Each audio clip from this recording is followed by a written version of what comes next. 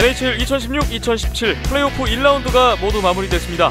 오늘도 역시 손상호 기자, 이연섭 기자와 함께 플레이오프 1라운드를 정리해보고요. 8팀이 벌이는 또 한 번의 승부, 플레이오프 2라운드를 전망 예상해보겠습니다. 우리나라 남자 국가대표팀이 2017 IIHF 세계선수권대회 디비전 1 그룹 A에 출전하고 있습니다. 폴란드전 승리를 시작으로 최강 카자흐스탄을 꺾는 이변을 연출한 데 이어서 헝가리마저 제압하고 3연승으로 월드 챔피언십 승격의 꿈이 현실화되고 있습니다.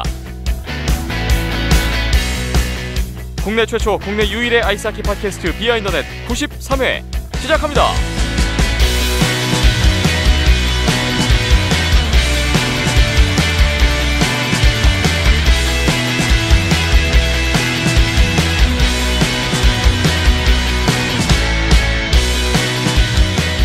비하인더넷 오늘 93회입니다. 4월 26일 수요일 오후입니다. 안녕하세요. 김태범이고요. 이연섭 기자와 함께하겠습니다. 어서 오십시오. 예, 안녕하세요.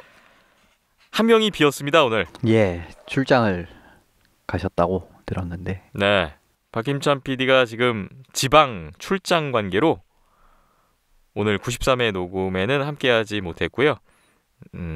출장 마치고 돌아와야 뭐 다음 주에 될 것 같아요. 자기 창원에 있다고 SNS에 막 올라오고 있더라고요. 그렇죠. 대명 킬러웰즈와 함께하고 있습니다. 네, 뭐 고생 많이 하고 있는 것 같은데 잘 돌아와서 다음 주에 볼 수 있었으면 좋겠습니다.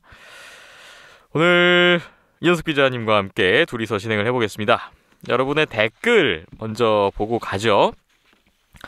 먼저 네이버 쪽인데요. 이갈릭님, 지난번에 아이스하키 A매치에 대한 얘기가 나왔었잖아요. 그 부분에 대한 또 말씀을 주셨군요. 대표팀 유니폼 입고 뛰는 모든 경기를 말하는 게 아니다. 축구의 A매치라 함은, 그러니까 아이스하키 경우에는 왜 초청 선수도 들어가게 되고 그런 차이점에 대해서 다시 한번 언급을 해주셨고요. 그러니까 이게 축구처럼 진짜 국적이 그 나라인 선수들이 뛰는 그런 A매치는 세계선수권 뭐 매년 하진 않지만 아시안게임, 올림픽 뭐 이 정도다, 뭐 이런 말씀이셨던 것 같아요. 보충 설명을 주셨습니다. 다음 와우칠님 오셨습니다.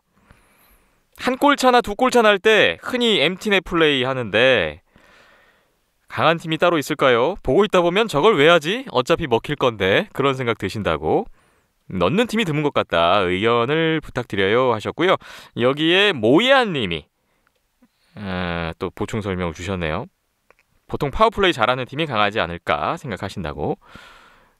지푸라기라도 잡는 심정으로 한 명 더 추가하는 것 같다. 골 넣을 확률이 확 올라가는 게 아니더라고요 하셨네요. 엠티넷 플레이, 이현숙 기자님은 어떻게 생각하세요? 예, 기본적으로 엠티넷 플레이는 말씀 주신 대로 뭐 2점 차로 지나 3점 차로 지나 같다. 여기서 뭐 결국 출발하는 거나 마찬가지입니다. 결국 이제 한 명을 더 공격수나 뭐 수비수는 어쨌든 한 명 더 스케이터를 가용을 함으로써 좀 더 공격적인 플레이를 하겠다는 건데요. 예. NHL이 평균적으로 보시면은 한 골을 뒤질 때 1분 8초 정도를 남기고 골리를 빼고요. 두 골을 뒤질 때는 한 1분 한 30초 정도 평균적으로 남기고 골리를 빼는 경향이 있습니다. 그런데 네. 이랬을 경우에 동점골 확률을 보시면은 11.6% 정도예요. 11.6%면 그렇죠. 희박하네요. 그렇게 높은 건 아니죠. 그러니까 사실 파워플레이도 11.6%다 하면 낮잖아요. 네.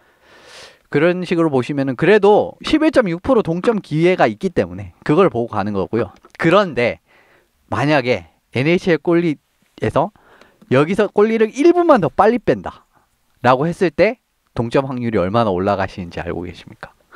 어느 정도인가요? 17.6%까지 올라갑니다. 꽤 차이가 나네요. 그 그렇죠. 정도면. 예, 그렇기 때문에 좀 더 빨리 빼는 게 좋은데 그런 선택을 못하는 이유가 있습니다. 1분 일찍 빼서 지잖아요. 네. 2분 30초. 그러면은 아까 1분 8초, 1분 30초에서 1분씩 더하면 2분 8초, 2분 30초 거의 3분 정도 되지 않습니까? 예. 그런데 혹시나 시간이 굉장히 많잖아요. 그런데 여기서 골을 먹혀서 진다? 라고 하면 언론이 가만히 있을까요? 왜 그런 전술을 썼어야 했지? 부터 시작을 해서 사실 이렇게 되면은 이제 감독직이 위험하기 때문에 이래서 사실 몇 번 져서 만약에 플레이오프를 못 갔다고 생각을 해보세요. 네. 내가 만약에 토론토 감독이다. 근데 이런 전술, 과감한 전술을 기용을 해서 물론 17.6%까지 올라갈 수 있지만 거의 20% 가까이 올라갈 수 있지만 그 동점 확률이. 그런데 여기서 한 3게임 정도 더 져가지고 플레이오프를 못 갔다. 가만히 있겠습니까 언론이? 그러한 부담감은 그렇죠. 있군요. 내가 이렇게 리스크 테이킹을 해가지고 얻는 게 그렇게 있나? 라고 생각을 해보시면 왜 그렇게까지 과감하게 골리를 빼지 않는지 좀 아실 수 있을 것 같습니다. 네. 뭐 지푸라기라도 잡는 심정이다라는 부분은 저도 어느 정도 공감은 하는데 뭐 실상 확률은 그 정도고 뭐 그렇죠. 그런 또 리스크가 있기 때문에 또 막 그냥 한두 골 차라고 마지막이라 해서 막 들이대기는 좀 어려운 그런 상황이 좀 있네요. 그러니까 어떻게 보면 파워플레이랑 비슷하다고 말씀을 주셨는데 조금 다른 게 결국 파워플레이에서보다 가용할 수 있는 공간이 굉장히 적기 때문에 네. 상대는 5명이잖아요. 스케이터가 5명이 있잖아요. 우리 6명이 그 좁은 공간에. 그리고 NHL은 더 폭이 좁습니다. 그래서 더 그 좁은 공간에 6대5 상황을 펼치면 생각보다 공간이 많지 않기 때문에 좀 더 파워플레이보다는 지금 말씀드린 대로 확률이 좀 더 낮아지는 경향이 있는 것 같습니다. 그렇군요. 답변 도움이 되셨으면 좋겠습니다. 다음 하리모토님 댓글입니다. 저에게 하키의 매력을 가르쳐준 시카고가 수입회에서 올 시즌 끝났다고. 많이 아쉬우시겠어요. 27불 주고 이용권까지 구매했지만 너무 아쉽다고 또 하셨네요. 다음 시즌 선전을 기대해 주셨고 개인적으로 캐나다 팀 우승을 기원합니다 하셨습니다. 이거 굉장히 좀 개인적인 이야기인데 네. 제 친구도 시카고 팬입니다. 시카고 팬이 많죠? 예, 근데 이번에 제가 플레이오프 보라고 이용권을 선물해 주세요. 네, 맞다. 그 얘기 들었습니다. 예, 그런데 예, 그 이유 1라운드. 생각하겠습니다.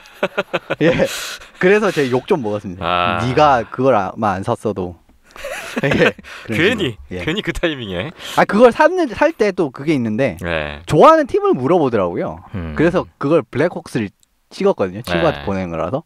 근데 그게 빼박이라고 거기서 그런 또 이야기를 듣고 제가 많은 분들이 슬픔에 휩싸였습니다.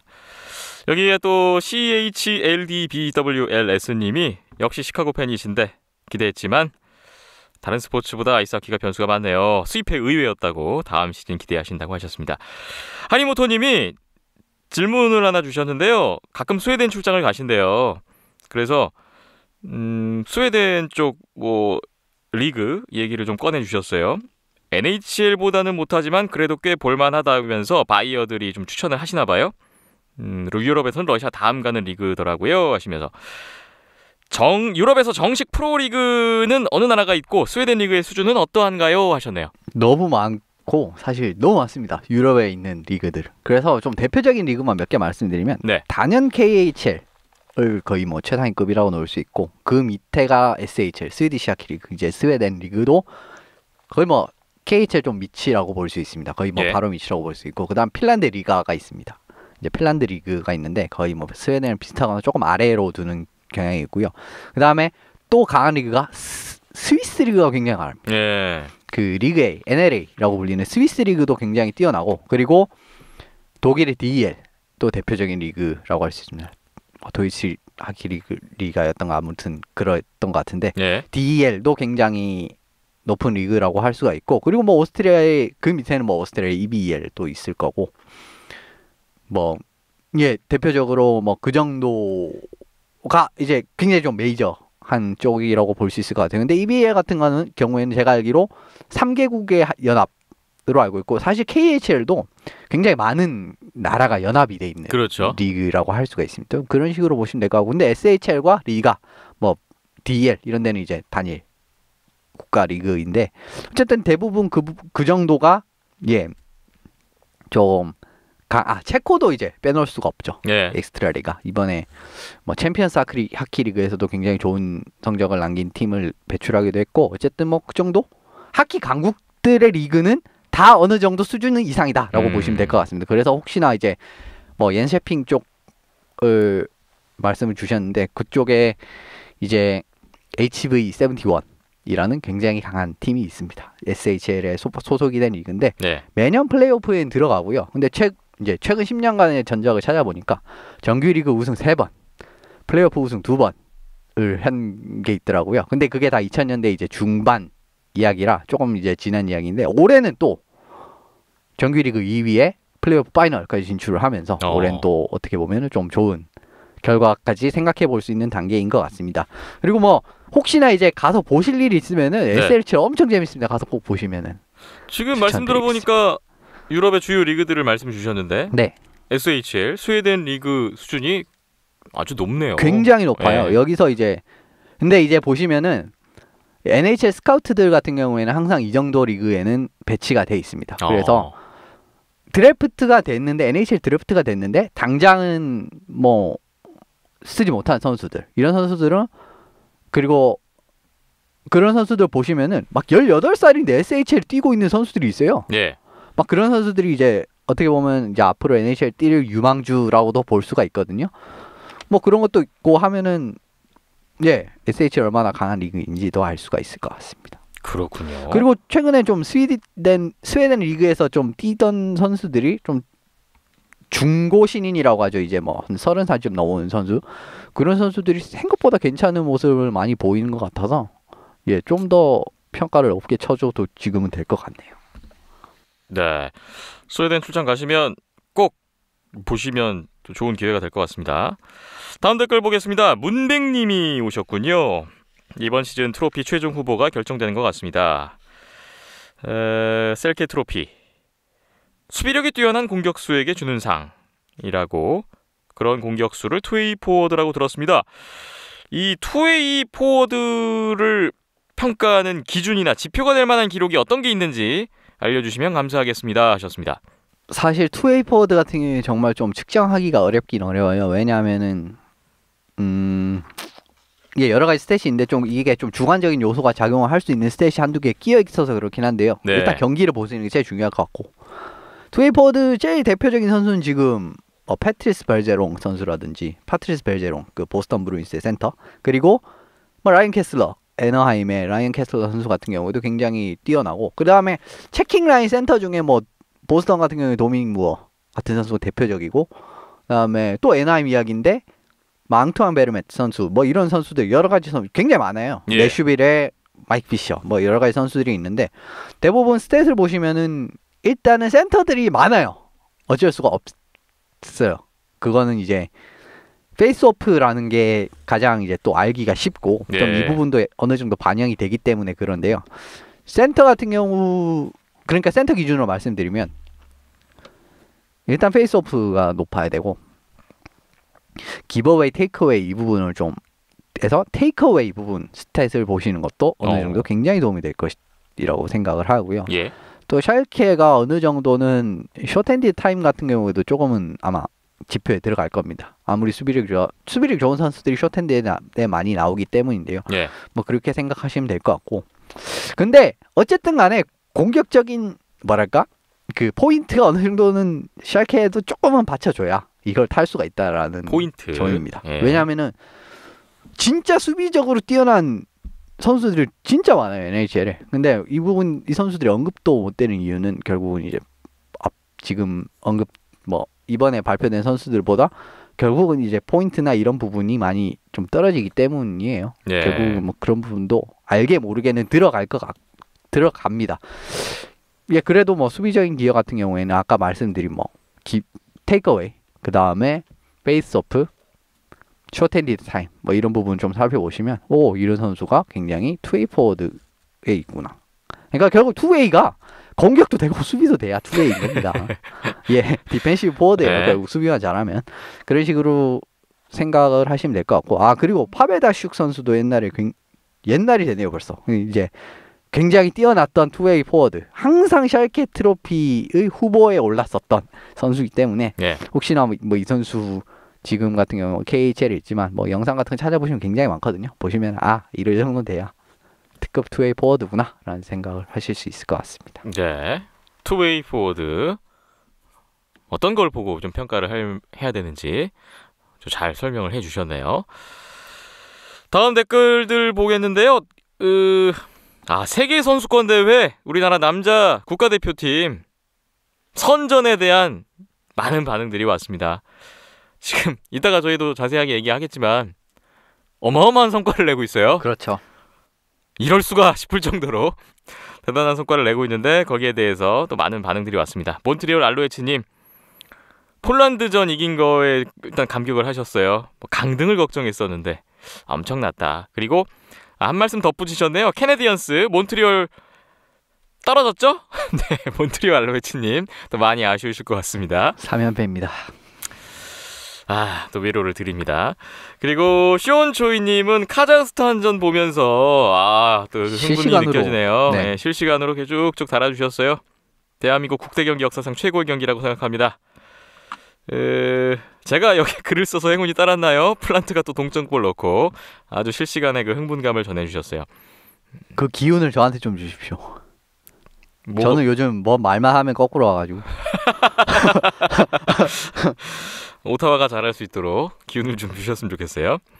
이갈링님도 Do you believe miracle? Yes! 예, 미러클의 한국판 버전이 만들어지고 있습니다.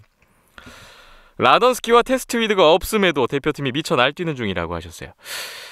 그러네요. 라던스키 테스트위드도 없는데도 불구하고. 잠깐만요. 테스트위드 또 없는데 다 이기고 있죠. 공교롭게도 그러네요. 마이클 테스트위드 선수가 없는데 경기는 엄청 또 잘 풀리고 있어요. 아유. 희한한 일입니다. GFF님, 카자흐스탄을 이기는 기적을 이루었습니다. 감동 그 자체. 맷달튼 골리의 선방쇼 대단했다. 탑 디비전 승격 조심스럽게 소망하셨습니다. 바이킹님, 한국 대표님 왜 이리 잘합니까?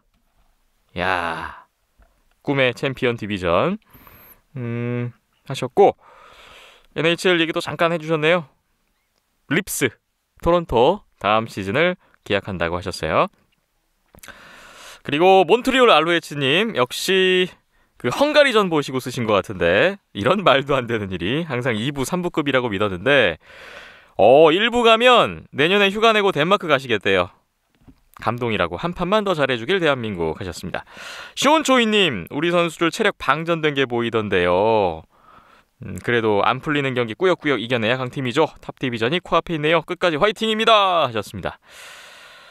우리 선수들 정말 엄청난 성과를 내고 있습니다. 잠시 후에 세계선수권 얘기는 또 자세하게 이야기 나눠보겠습니다. 오늘 여러분 댓글 먼저 보고 가는데요. 참여해주신 모든 분들께 감사의 말씀을 드리고요. 여러분의 이 댓글의 기운으로 또 좋은 결과들이 또 많이 일어났으면 좋겠습니다.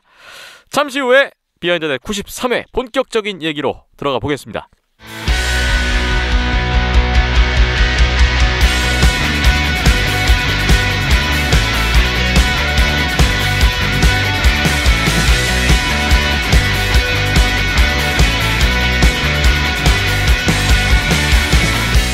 NHL 2016-2017 플레이오프 1라운드가 끝났습니다. 7전 4선승제로 치러졌던 1라운드. 예상 밖의 결과들도 있고 예상대로의 결과들도 있는데 지난 한 주 동안에 다 결론이 났기 때문에 한번 점검을 하고 최종 정리를 하고 2라운드 얘기를 해야 될 것 같아요. 동부 컨퍼런스 먼저 보겠습니다. 몬트리올 캐네디언스와 뉴욕 레인저스의 대결. 지난주에 5차전, 6차전이 있었는데 뉴욕 레인저스가 모두 두 경기를 잡고 결국은 4, 5, 6차전 3연승을 했군요. 뉴욕 레인저스가 4승 2패로 몬트리올 캐네디언스를 꺾고 2라운드에 진출했습니다. 오늘 이현석 기자님과 나눌 1라운드 리뷰의 포인트는 좀 평상시와는 다르게 저희가 이긴 팀들이 어떻게 이겼냐 이게 아니라 진 팀은 왜 졌는가, 좀 이 부분에 대해서 얘기를 하면서 가려고 해요. 글쎄, 이런 포인트가 저는 이런 생각이 드네요. 진 팀이 왜 졌는가 이렇게 풀어주시면 그 진 팀 팬분들 입장에서는 네. 위로가 될 수도 있고 아니면 화가 날 수 있어요. 가뜩이나 열받는데 염장을 지을 수도 있을 것 같고. 예. 뭐 양쪽 이면이 있는 것 같습니다. 예, 뭐 그렇게 그건 뭐 받아들이시는 분의 네. 그 기분에 따라 달라질 것 같고요. 네. 어쨌든 이 부분을 잡은 이유가 이긴 팀들은 2라운드 예측 때도 이야기 들을 거고 앞으로도 계속 들을 가능성이 높거든요. 근데 진 팀은 이제 못 듣습니다. 한동안. 예, 그래서 이제 이 부분을 포인트를 잡아봤고요. 이제 뭐 몬트리올부터 시작을 해볼까요? 네, 뉴욕 레인저스한테 몬트리올이 왜 졌을까요?부터 시작을 해보죠. 예, 뭐 지난주에도 이 부분을 잠깐 말씀드렸던 것 같은데 역시나 결국은 득점력 부족이 결국은 이번에도 페인으로 연결됐다라고 말씀드릴 수 있을 것 같습니다. 예. 프라이스와 룬드크비스트 선수의 이제 골리 대결로 이 부분, 이 모든 6경기가 치러졌던 경기라고 할 수가 있을 것 같은데요. 프라이스 선수 같은 경우에 보면은 5차전에 3골을 먹었잖아요.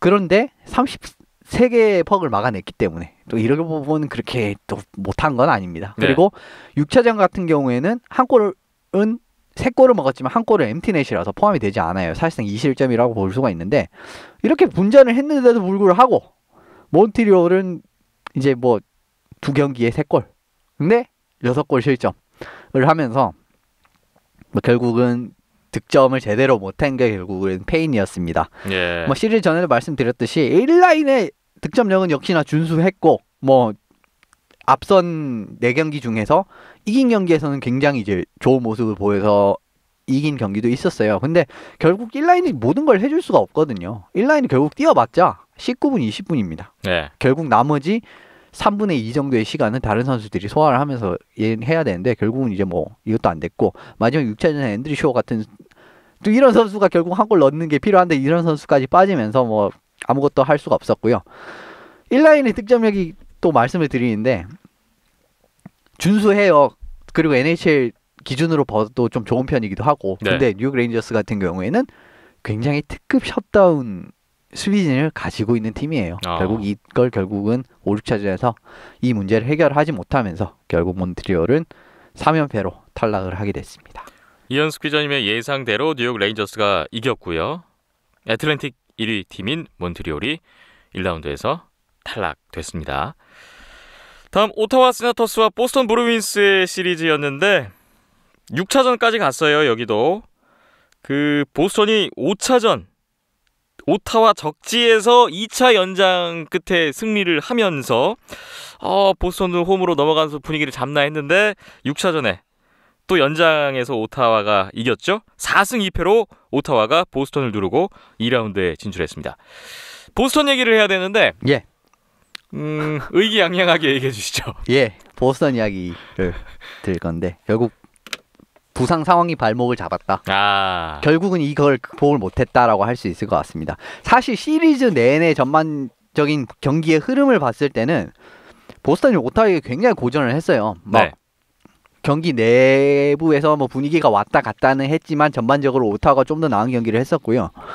그런데 뭐 사실 근데 보스턴 같은 경우는 이번 플레이오프에서 결국 뭐 부상자 상황 못 받아서 떨어지긴 했지만 희망 역시 있었던 시리즈라고 할 수 있을 것 같습니다. 예. 사실 안 그래도 지금 수비진이 부상 시리즈 들어오기 전부터 이제 부상으로 굉장히 얕은 상황이었거든요. 그 상세 상황 이제 지난주에 설명을 드렸었는데 그런데 중간에 또 맥케이드 선수까지 나가면서 또 더 약해지면서 시리즈를 맞이했었거든요. 근데 이제 뭐 결국은 이 차이가 계속 난 것 같고 결국 이거 극복하지 못했습니다. 5, 6차 그래도 왜 희망을 볼 수 있었냐고 하면 찰리 맥커보이 선수가 신인 19살짜리 신인임에도 불구하고 와, 이 정도로 잘할 줄 몰랐습니다. 이 앞으로 이 선수가 보스턴 탑6, 탑4 뭐 어떻게 보면 탑2까지 완벽하게 이제 차지를 할 수 있을 것 같고 이 정도 희망을 본 것 같고요. 그리고 5, 6차전 경기에서는 분위기가 굉장히 많이 기운 상황이었어요. 예. 막 어떻게 먼저 2실점을 내주거나 아니면 첫 골을 먼저 넣고도 2골을 연달아 내주면서 이제 오타와의 그 수비력을 이제 뚫어야 되는 좀 부담스러운 상황에 들어가게 됐는데 그럼에도 불구하고 계속 끈질기게 따라가면서 5차전 심지어 이기지 않았습니까? 5차전에 승리를 했고 6차전도 굉장히 끈질기게 따라붙는 모습을 보였기 때문에 이건 좀 지금 보스턴의 감독인 캐시디 감독 하에 이제 새로운 브루인스를 어느 정도 이제 보실 수 있었던 경기라고 생각을 해요. 예. 앞으로는 좀 더 제가 봤을 때는 희망이 있을 것 같고요. 그리고 부상자가 없었다면? 이라고 또 질문을 하면은 저는 이 시리즈 또 어떻게 될지 몰랐을 것 같습니다. 어쨌든 좀 보스턴 팬분들 입장에서 많이 불운했던 포스트 시즌이었던 것 같아요. 하지만 또 캐시디 감독 체제하에 다음 시즌이 기대가 되는 그렇죠. 보스턴의 올 시즌이었네요. 지난주에 오타와와 보스턴의 시리즈 보시라고 추천을 해주셨는데 6차전 6경기에서 연장만 4번 했고 6경기 다 한 골차 승부였어요. 네, 굉장히 아주 대단한 시리즈였습니다. 굉장히 명승부였습니다. 네, 최종 승자는 오타와였습니다. 다음 워싱턴 캐피털스와 토론토 메이플 리프스의 시리즈 보겠습니다. 토론토가 예상외로 선전을 해주면서 시리즈가 재밌게 됐는데 지난주에 4, 5, 6차전을 워싱턴이 내리잡았어요. 그러면서 1승 2패로 뒤지던 시리즈를 뒤집어서 4승 2패로 워싱턴이 승리를 하고 다음 라운드에 올라갔습니다. 토론토 강한 상대를 만나서 좋은 경기를 했는데 최종 결과는 이렇게 나왔네요. 네, 결국 전반적인 이제 팀 전력의 차를 결국은 극복을 못했다라고밖에 말씀을 드릴 수가 없을 것 같은데, 결국은 토론토도 희망찬 미래가 기다리고 있다. 이 부분에서는 또 희망을 찾을 수 있는 시즌이었던 것 같아요. 예. 패배했음에도 불구하고 굉장히 잘 싸웠죠. 이제 모든 워싱턴을 상대로, 작년 같은 경우 생각해 보면 필라델피아가 워싱턴을 상대로 경기를 했는데 아주 그냥 조금 좋지 않은 모습을 보였었죠. 예. 슈팅을 11개밖에 못 쏘는 경기도 있었던 걸로 기억을 하고, 두 판 억지로 이기는 경기는 있었지만 어쨌든 최악의 모습을 보이면서 탈락을 한 거와는 다르게 토론토는 6경기에서 다 한 점 차. 여기는 더 치열했어요. 그렇죠. 6차전까지 다 한 골차 승부에 연장이 5번이었습니다. 그렇죠. 이 정도로 붙을 수 있다는 걸 보여줬기 때문에 잘 싸웠다라고 충분히 말씀을 드릴 수 있을 것 같고, 4차전 같은 경우에 보면은 완전히 화력전이었거든요. 네. 근데 워싱턴한테 화력전으로도 전혀 밀리지 않는 모습이었고, 그리고 1피리어드에 1대4로 뒤지고 있는데도 꾸역꾸역 따라가는 거 보고 와, 정말 대단했다라는 생각을 했고요. 그리고 5, 6차전 같은 경우에는 스코어에서 보시면 아실 수 있듯이 굉장히 이제 수비전이라고 할 수가 있었는데, 여기서도 대등한 싸움을 가져가면서 앞으로의 기대감을 갖기 사실 충분하게 만들었던 시리즈였던 것 같습니다. 예. 어린 선수들이 굉장히 좋은 모습을 많이 보여줬고요. 그리고 그 전에 있었던 카드리, 보작 같은 선수도 지금 주연에서 조연으로 물러난 상황이지만 굉장히 좋은 모습을 보여줬습니다. 그렇기 때문에 신구 조화도 굉장히 지금 잘 이루고 있었던 것도 좋은 점이었던 것 같아요. 혹시나 로만 폴락 선수 이제 중간에 이제 부상을 당해서 시즌 아웃이 됐었죠. 근데 예. 이 선수가 있었으면은 또 분위기 어땠을까라는 생각을 조금은 갖게 되긴 하는데, 사실 워싱턴도 카랄즈너 선수가 이제 부상으로 빠지면서 이런 부분이 있었기 때문에 이 부분은 5대5라고 치고 해도 이제 토론토는 이 정도로 잘 싸운 모습을 보여주면은 앞으로 플레이오프 단골이 될 수 있을 것 같습니다. 오랜만에 올 시즌에 플레이오프에 올라갔고 토론토의 리빌딩의 속도가 우리가 생각했던 것보다 훨씬 빠른 것 같습니다. 그렇죠. 예, 올 시즌에 이미 그 성과를 냈고요. 또 아주 밝은 미래를 볼 수 있었던 올 시즌 토론토였던 것 같습니다. 동부의 마지막 네 번째 시리즈, 피츠버그 펭귄스와 콜럼버스 블루 재킷의 대결이었습니다. 4차전을 콜럼버스가 이겼는데 결국은 피츠버그가 5차전에 끝내버렸어요. 4승 1패로 피츠버그가 다음 라운드에 진출을 했습니다. 콜럼버스가 정규리그 때 좋은 모습을 보였는데 플레이오프에는 기대에 미치지 못한 느낌인데요. 예, 완전히 기대에 미치지 못하는 모습을 보여줬는데요. 근데 이거의 가장 큰 문제는 결국 보브롭스키 선수가 아닌가 싶습니다. 네. 탈락이 걸린 5차전에서 이제 리그 최고의 골리라고 하면 사실상 올 시즌은 보브롭스키 선수가 대표적으로 언급될 수 있는 선수인 것 같은데, 정규 시즌의 모습을 전혀 보여주지 못했습니다. 예. 불안한 모습으로 실점도 많이 했고 그런 모습이 나왔기 때문에, 물론 워렌스키 선수가 중간에 빠지고, 그리고 머리 선수 같은 경우가 이번 플레이오프 전혀 출장을 하지 못하는, 이제 탑4에서 이런 두 명의 큰 수비수가 빠지는 거는 공백이 크게 작용했겠습니다만은, 그래도 시리즈 전반적으로 이제 보브롭스키 선수가 쉬운 골을 너무 많이 줬다는 느낌을 지울 수가 없어요. 예. 이거를 보고 저는 옛날에 필라델피아에 보브롭스키 선수가 있었거든요. 근데 그게 2011-12 시즌이었을 겁니다. 근데 거기서도 굉장히 유사한 장면이 있었어요. 정규 시즌에 나쁜 시즌 괜찮은 모습을 보였음에도 불구하고 플레이오프에서 와장창 무너지면서 플레이오프가 이제 필라델피아가 보스턴에게 탈락하는 이런 그림이 나왔었거든요.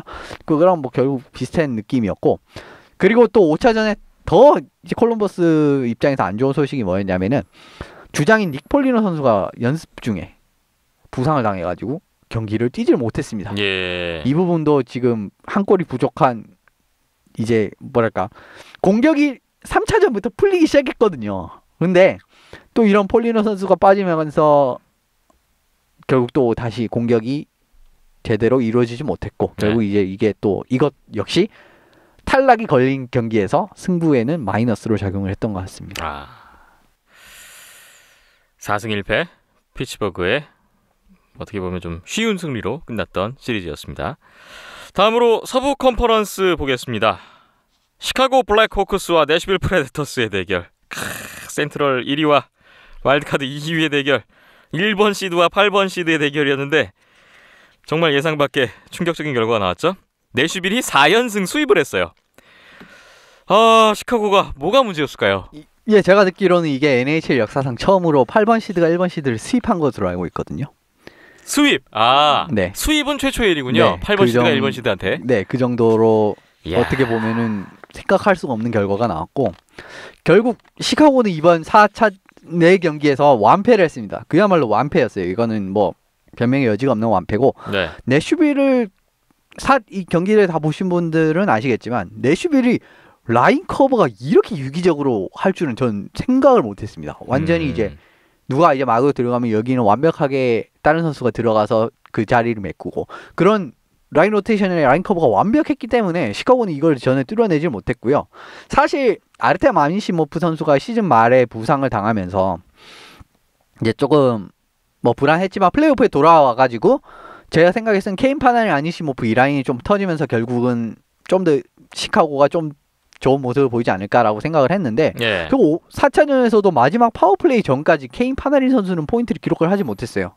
이제 파워플레이 때 1포인트를 기록을 하긴 했지만은 5대5에서 또 결국 포인트를 기록하지 못했고 로마니오시 선수가 케인 선수를 이렇게 집요하게 따라다니면서 막으니까 정말 내슈빌이 시카고를 진짜 이번에 잡으려고 정말 연구를 많이 했구나라는 생각을 했고요. 예. 이번에 결국 3기 만에 이때까지 시카고를 만나서 다 떨어졌었거든요. 내슈빌이. 근데 이번 세 번째로 만났을 때 결국 이제 수입을 하면서 완벽한 복수를 했고 크로포드 선수 같은 경우에는 4차전에서 첫 2골을 너무 불안한 모습으로 실점을 했습니다. 사실 크로포드 선수가 정말 좋은 모습을 보임에도 불구하고 그렇게 높게 평가를 못 받는 이유가 이런 것 때문에 결국은 그렇게 높게 평가를 못 받아요. 이 선수가 정말 뛰어난 골임에도 불구하고 이런 불안한 모습이 계속 나오면서 네. 이렇게 실점을 했기 때문에 크로포드 선수라도 득점이 터지지 않으면 크로포드 선수라도 완벽한 모습을 보여가지고 변수를 만들어야 되는데 거기에서 변수를 만들지 못했기 때문에 결국 시카고는 4대0으로 완패를 하게 되었습니다.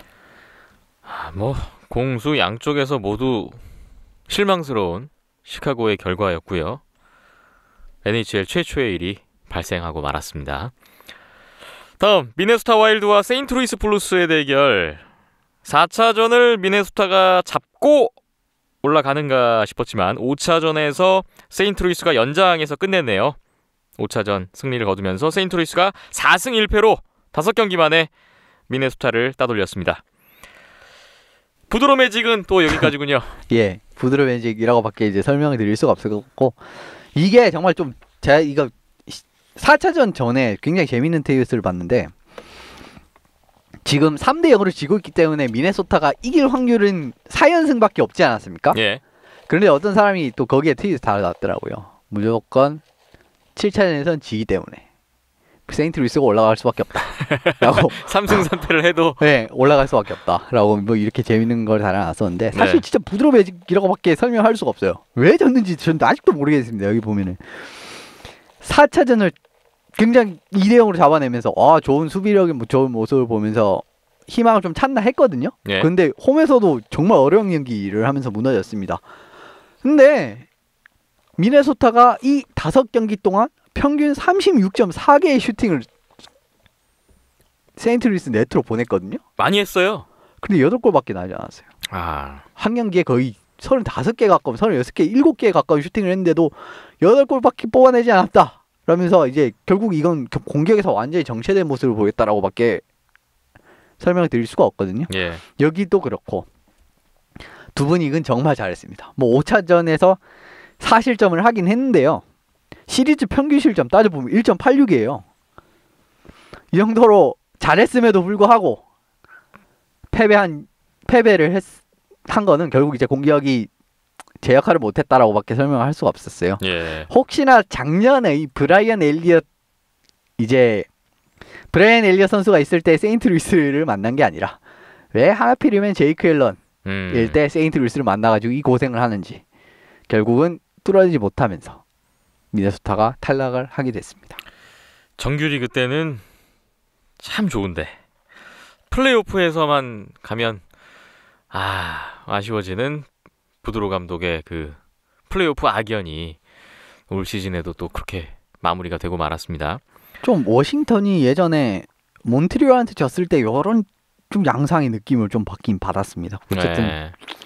미네소타가 이대로라면 좀 좋지도 않고, 또 5차전에 에릭 스탈 선수가 중간에 경기를 이탈하는 뭐 뇌진탕 증세로 보대 붙이면서 그때부터 경기에 빠진 장면도 있었거든요. 그런 거 보시면은 안 풀리면 이렇게도 안 풀린다라고도 말씀드릴 수 있을 것 같네요. 네. 다음 애너하임 덕스와 캘거리 플레임스의 대결. 여기가 가장 먼저 끝났어요, 사실. 네. 애너하임이 4차전도 캘거리 원정 승리를 거두면서 4연승 수입. 가장 먼저 애너하임이 플레이오프 2라운드 진출을 확정지었습니다. 애너하임이 결국은 좋은 흐름을 계속 이어갔는데 캘거리 그 정규리그 마지막에 좀 가라앉고 플레이오프에 들어갔던 게 그렇죠. 그 연장이었을까요?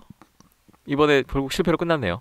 그것도 어느 정도는 제 생각에는 영향을 끼쳤습니다. 그런데 결국은 제가 이게 에드먼턴이 아니고 애너하임이랑 캘거리가 만나면은 상성상에서 밀릴 수밖에 없는 게 센터진의 사실 좀 차이가 커요. 네. 이제 차라리 캘거리가 시카고를 만나는 게 조금 더 나았을 겁니다. 경기 내용 자체가. 그런데 결국은 애너하임을 만나면서 이제 지금 센터진의 차이를 말씀드리려고 결국 이 얘기를 하는데요. 4경기에서 애너하임의 센터 4명이 만든 포인트의 수는 11포인트입니다. 네. 근데 캘거리는 동시에 10포인트를 했어요. 여기까지만 보면은 뭘 못했냐 캘거리가 이렇게 말씀을 하실 수도 있지 않습니까? 그런데 플러스 마이너스 한번 살펴보시면 애너하임의 센터진이 플러스 8을 올리는 동안 캘거리의 센터진은 마이너스 9를 기록했어요. 어마어마한 차이입니다. 상대적인 이제 매치업에서 전혀 이득을 보지 못했다라고 말씀을 드릴 수 있는 부분이라고 할 수가 있을 것 같고요. 그러면은 다른 거 보시죠. 페이스오프를 보겠습니다. 사실 이거는 애너하임이 리그에서 가장 페이스오프가 뛰어난 팀이기 때문에 당연히 더 우세한 결과가 나올 거라고 생각은 했었습니다. 근데 이제 또 결과가 나왔으니까 한번 봐야겠죠. 근데 페이스오프 성공률은 53.4%로 애너하임이 우세입니다. 그러니까 결국 캘거리는 46.6%밖에 따내지 못했다는 말인데, 여기서 애너하임이 이득을 본 포지션의 수가 20개나 됩니다. 뭐 그렇게 따지면은 이 차이도 굉장히 큰 차이라는 걸 알 수가 있고, 결국 센터진에서 뭐 득점은 해내는데 성공을 했지만 상대적으로는 좀 밀렸다. 결국 이게 패배로 연결이 됐다라고 말씀을 드릴 수가 있는 것 같네요. 예. 자, 애너하임이 또 올라갔고, 마지막으로 에드먼턴 오일러스와 세너제이 샤크스의 시리즈. 야, 여기도 좀 어떻게 보면 의외의 결과일 수도 있는데, 오일러스가 5차전, 6차전을 다 이겼어요. 결국은 4승 2패로 에드먼턴이 2라운드에 올라갔습니다. 자, 지난 시즌 준우승 팀이죠, 세너제이. 이 진짜 오랜만에 올라온 에드먼턴에게 잡혔어요. 그러네요. 좀 이것도 사실 7대0으로 이겼을 때 분위기가 완전히 넘어갔구나라고 생각을 했었거든요. 그런데 5차전에서 이제 결국 굉장히 극적으로 동점을 만들고 역전승을 한 게 굉장히 컸다고 봅니다. 근데 이제 뭐 세너제이 이야기를 해야 되니까요. 지금 이제 세너제이 말씀을 드리면, 결국 선수들의 부상, 여기도 부상이에요. 결국 제가 봤을 땐 가장 큰 게 부상입니다. 근데 투혼을 보였다는 게 또 어떻게 보면 또 이야기거리라고 할 수가 있을 것 같네요. 어떻게 보면 2대4로 탈락을 했지만 그렇게 큰 차이는 아닙니다. 근데 탈락 이후에 이 데보어 감독이 시리즈 중엔 절대 이런 이야기 안 합니다. 근데 탈락 이후 그 프레스 컨퍼런스를 열면은 항상 이 이야기를 해요. 그때 파이널 때도 그랬고요. 그때 파이널 때도 제 기억에는 토마시 헤르트르 선수가 3차전부터 출전을 하지 못했던 걸 기억을 하는데, 이 선수가 굉장히 무릎에 큰 부상을 안고 있었음에도 불구하고 데이투데이 1일 부상자에 올리면서 언제 복귀할지 모르는 이런 블러핑 전술을 썼었거든요. 근데 데보어 감독이 이런 걸 굉장히 잘하는 감독입니다. 그래서 근데 썬튼 선수 이야기를 하려고 지금 이 이야기를 꺼냈어요. 썬튼? 그렇죠. 3월 밴쿠버전에서 무릎 부상을 당하면서 그 이후 정규 시즌 경기는 모두 참가를 하지 못했고요. 1, 2차전까지도 결장을 했었습니다. 그런데 홈인 3차전부터 다시 출장을 했었어요. 그런데 결국 3, 4, 5, 6 4경기를 뛰었는데 2어시스트를 거두는데 그쳤습니다. 어떻게 보면은 손튼 선수가 매 경기 1포인트 정도는 공격에서 기여를 해줄 수 있는 선수인데 2포인트는 굉장히 적잖아요. 예. 근데 왜 그러지? 라고 생각을 했는데 결국 이제 그 시즌 끝나고 프레스 컨퍼런스에서 이 이유가 밝혀졌습니다.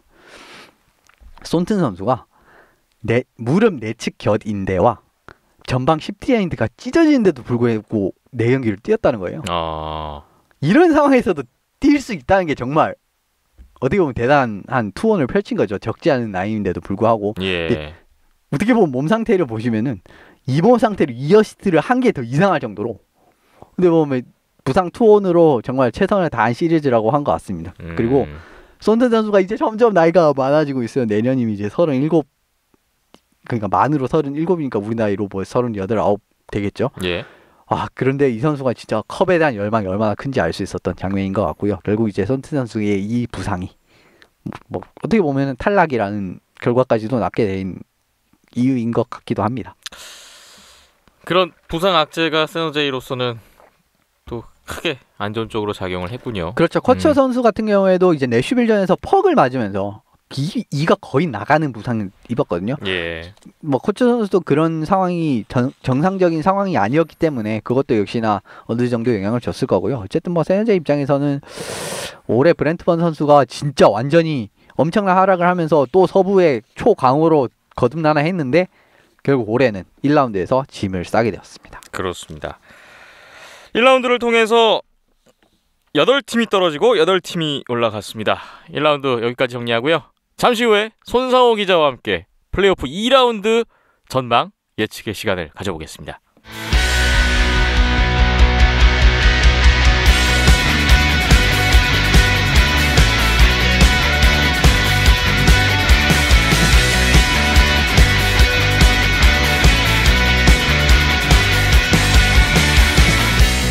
NHL 플레이오프 2라운드 얘기를 해보겠습니다. 캐나다 밴쿠버 연결하죠. 손상호 기자님 안녕하십니까? 네, 안녕하세요. 네, 이제 2라운드에 8팀이 나서게 되는데 4개의 시리즈가 이번 주부터 시작됩니다. 오늘 각 시리즈별로 손상호 기자님과 얘기를 나눌 텐데 오늘 손상호 기자님이 잡으신 방향은 이것도 좀 흥미롭네요. 한 팀씩 누가 이길 거다 라는 입장에서 이 팀이 이길 수 있는 어떤 이유와 근거를 대주신다고요? 네, 각 팀이 이길 수 있는 시나리오를 한번 짜봤어요. 그러니까 이 시나리오대로 가면은 이 팀이 이길 수 있다. 약간 이런 식으로 한번 잡아봤습니다. 네, 양 팀의 입장에서 한번 좀 자신감을 끌어올릴 수 있는 그런 계기가 됐으면 좋겠습니다. 먼저 동부부터 보겠습니다. 이 시리즈가 많은 분들의 관심을 가질 것 같아요. 워싱턴과 피츠버그의 대결. 지난 시즌에 이어서 2년 연속으로 플레이오프에서 만나게 된 두 팀이에요. 네, 이 두 팀이 역대 역사상으로도 10번째 플레이오프 맞대결인데, 그중 지금까지 9번 중에서 8번을 피츠버그 가져왔어요. 그래서 이번까지 이기게 되면 10번 중에서 9승을 얻게 되는 피츠버그인데, 참고로 이번 시즌 맞대결은 워싱턴이 2승 2 연장패를 앞서고 있지만은 지난 시즌 피츠버그에게 당했던 그런 패배가 좀 눈에 선하죠. 아직도. 이 두 팀의 매치업은 사실상 동부지구 결승이라고 불리기도 하죠. 우선 정규 시즌 전체 30개 팀 중에서도 전체 1위, 2위를 차지했던 팀이다 보니까 너무 빨리 만나버린 좀 두 팀인 것 같아요. 올 시즌 정규리그 1, 2위고 맞대결도 2승 2패고 정말 누가 이길지 예측하기가 어려운 시리즈이면서 또 그렇기 때문에 가장 주목받는 시리즈가 되지 않을까도 싶습니다. 먼저 워싱턴 캐피털스. 정말 우승을 해야 하는 올 시즌의 우승 적기인 시기가 왔는데 피츠버그의 벽을 넘을 수 있을까요?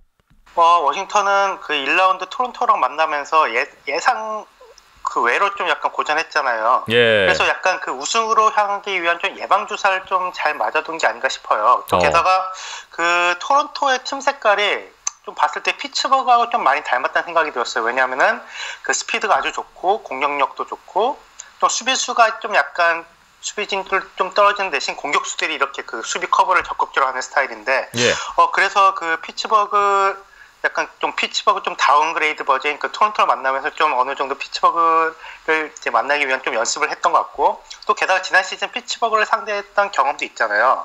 그래서 좀 어느 정도 피츠버그 스타일을 같은 그런 팀을 만나는데 좀 익숙해졌고 좀 공략법을 알지 않았을까 하는 생각도 들고요. 예. 또 수비진 역시 그 워싱턴이 피츠버그보다 많이 앞서죠. 그 골 부분도 그 좀 기복이 있고 어떻게 보면 좀 약간 그 불안 요소일 수 있는 그 플러리보다는 워싱턴의 홀트비가 앞서 보이는 게 사실이고요. 또 게다가 그 오베스킨하고 쿠즈네스피가 약간 그 좀처럼 포인트를 올리지 못하고는 있지만 계속 찬스를 만들었던 모습이었거든요. 1라운드에서. 예. 그리고 또 이 두 선수가 아니더라도 뭐 TJ 오시라든지 그 저스틴 윌리엄스라든지 요한슨이라든지 뭐 공격진 깊이도 어느 때보다 좋기 때문에 워싱턴은 여러모로 지난 시즌보다도 또 나아진 모습인 것 같아요.